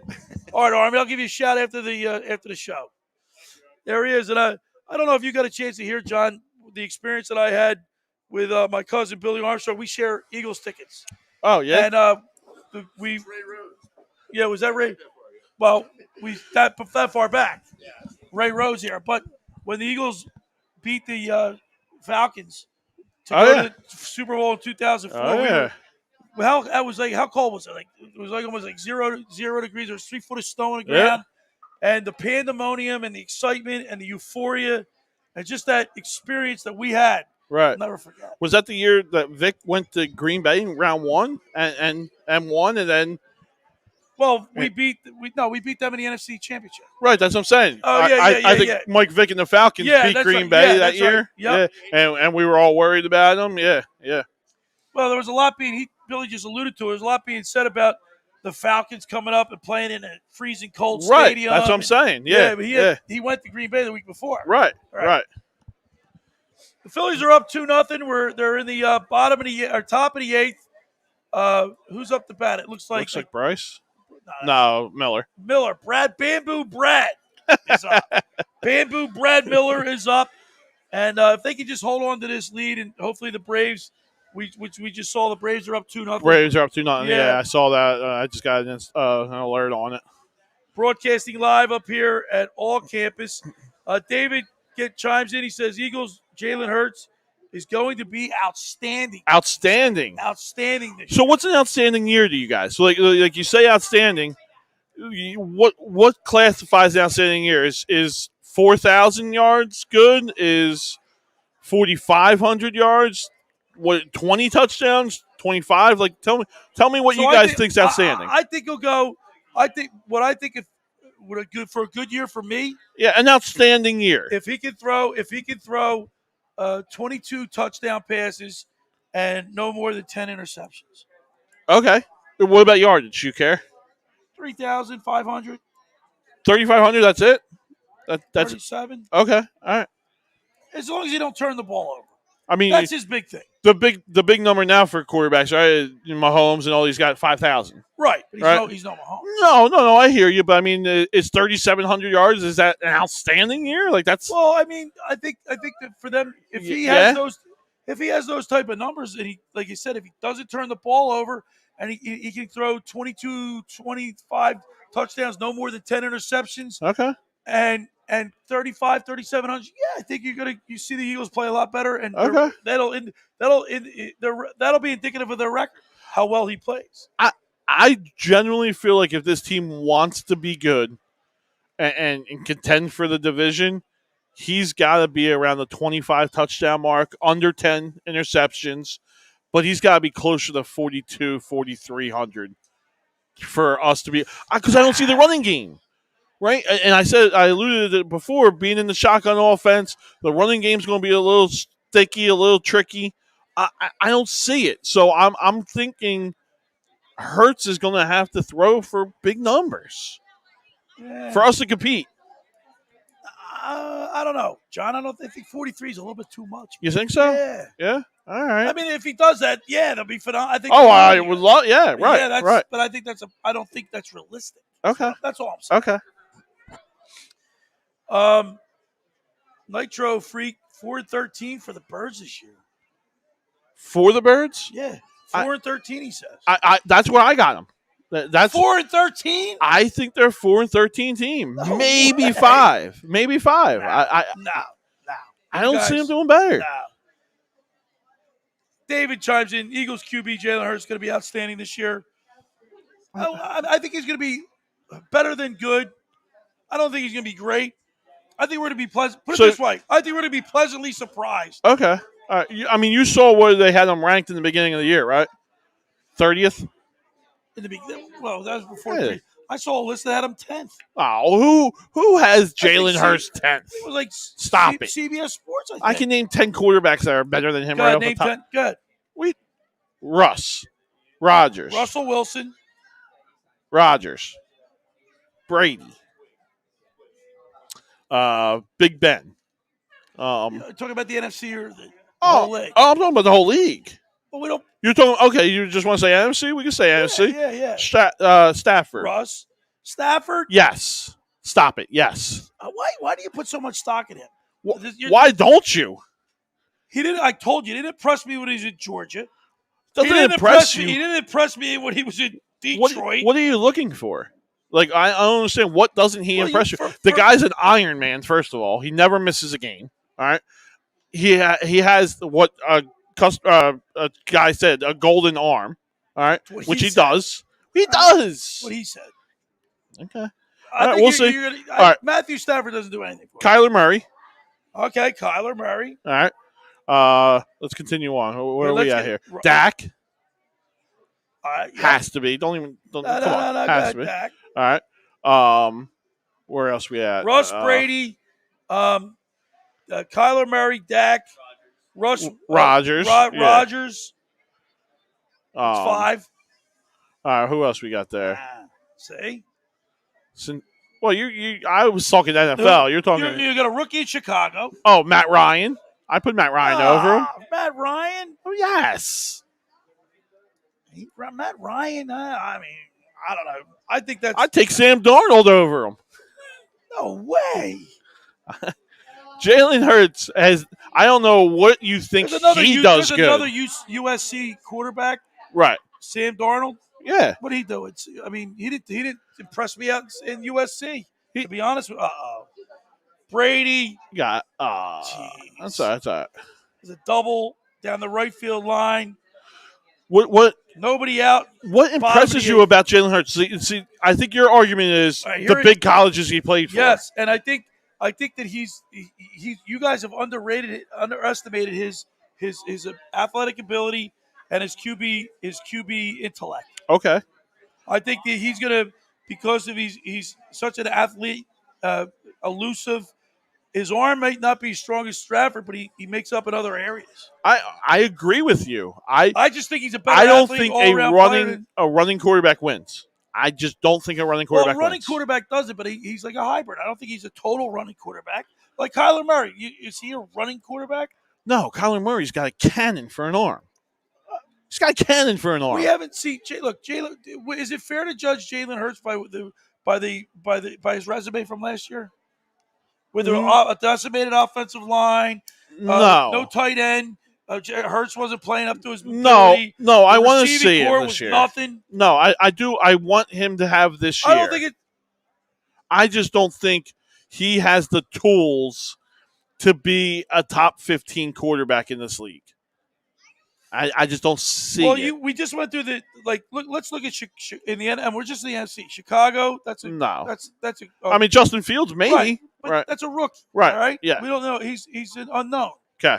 Washington Fitzpatrick. No. Daniel Jones in New York. I would take Daniel Jones right now. If you offer me a trade over Jalen Hurts. If you offer me a trade right now, I'm taking it. Yes. Wow. Uh-oh. Are we blowing this game? Jesus. 2-1. Archie Bradley, man. Come on, dude. Archie Bradley. Nobody out. Now, I'd pull him right now. Right. I'd get him out right now. Here's go one more. That's right. Get him out right now. He doesn't have it. He doesn't have it. Get him out. Got one more batter. He has to face 3, yeah. All right, you want to finish our list before we got to get off here? So I wouldn't do Daniel Jones over Jalen Hurts. Okay. That's me. I would. So, all right, so let's see. Atlanta, you like Matt Ryan? I like Matt Ryan over him, yeah. But Stafford, you got Stafford over him? I definitely have Stafford over him. Yeah, and I think a lot of people would have Stafford over him. What other teams in the NFC? So, how about Carolina? Sam Darnold, I just said. Yeah, I'm a Sam Darnold guy. I think Sam Darnold's going to have a heck of a year this year with an upgraded offensive line, the best running back in the league, and a totally upgraded wide receiver core. Nitro Freak says, Billy, have you ever bet on Jalen? I guess when he was in college. What have you ever bet on him in general? Like I'm not betting Jalen Hurts to do anything. Last year for the Eagles, I didn't take the Eagles at all. I stayed away from them. Well, who knew what they were going to do? They were going to lose. Are you whatever the odds are? I don't have them in front of me, but let's say Jalen Hurts is 4,000 yards. Are you betting him to go over that? No, I take the under. You take the under. Yeah. 25 touchdowns. Take the under. That's a below average quarterback. That's a below average quarterback. If he gets 22 touchdowns, it's a below average quarterback. 10 interceptions. I don't know. I mean, that's to me. That's you right at your average to below average guy. Who else are we leaving out on this list? Kirk Cousins. Kirk Cousins, Minnesota. Yeah. I'm taking Kirk Cousins. I'm not. Kirk Cousins puts up 4,000 consistently every single year with the top running back. Every single year. Who are we leaving out? Garoppolo? Yeah, whatever's out there. I would lean towards Jimmy G, or not. I mean, Jalen Hurts over Jimmy G, mainly for the injury factor. But I just can't wait for him to come out and prove you all wrong. And I hope it does. Don't get me wrong. I'm not against I'd rather have someone be underrated and surprise people than to be told we have a generational player and him suck. What happens if here we go? I want the underdog. This is my fear. I want the underdog. This is my fear, right? Jalen Hurts has a average, below average year like we all expect, all right? And Carson Wentz goes on and takes a team to the playoffs and wins that division, right? And that, we get a first-round pick. But isn't that a fear? Like, isn't I don't even care what I see that happens. I don't care. I really don't care what happens to Carson Wentz in Indianapolis. Really, it's not going to piss me off and go, oh my God, we should never. You don't think that's going to be the big thing? We should never got rid of him. Howie's an idiot. Of course. No, because we saw what happened last year. I also saw what happened with Jalen Hurts. He stunk. 2-2, Atlanta, Colorado. There you go. Jalen Hurts stunk last year. What's it? Got him. 47% percentage completion percentage. It was bad. Well, it was all right, bad. How about this? In the NFC East, I'll take Dak Prescott and that's it. Then it goes Hurts, Daniel Jones. You're crazy. Fitzpatrick. You're crazy. He's the second best quarterback in the division. Okay. Absolutely. Okay. David here said the Eagles going to go 10-6. Oh, another guy. Talk about drinking the Kool-Aid. Look, the over and under is 6.5. Right. They go over, but you think Vegas is off by that much? I think they get 8 wins. Yeah, that's what I got. I got to go at 8 and 9. All right. I mean, and guess what? I got whoever's going to win the East goes 10, no more than 10 wins. I see that. I just have Eagles at 4. You know what I want to do next week? Are you worried about Seattle? Russell, yeah. Seattle's going to be a great team. They're going to be a good team this year. Yeah, that West is going to be a great division. Arizona's going to probably improve. LA improved. Seattle's always a contender when you have Russ. San Fran defense could be the best in the league. You're putting all your stock into Stafford. You think LA's that because of him is going to be that much better? Good with Jared Goff.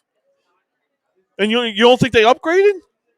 I think it was an even swap. Ah, you're nuts. Yeah, it was an even swap. Even swap.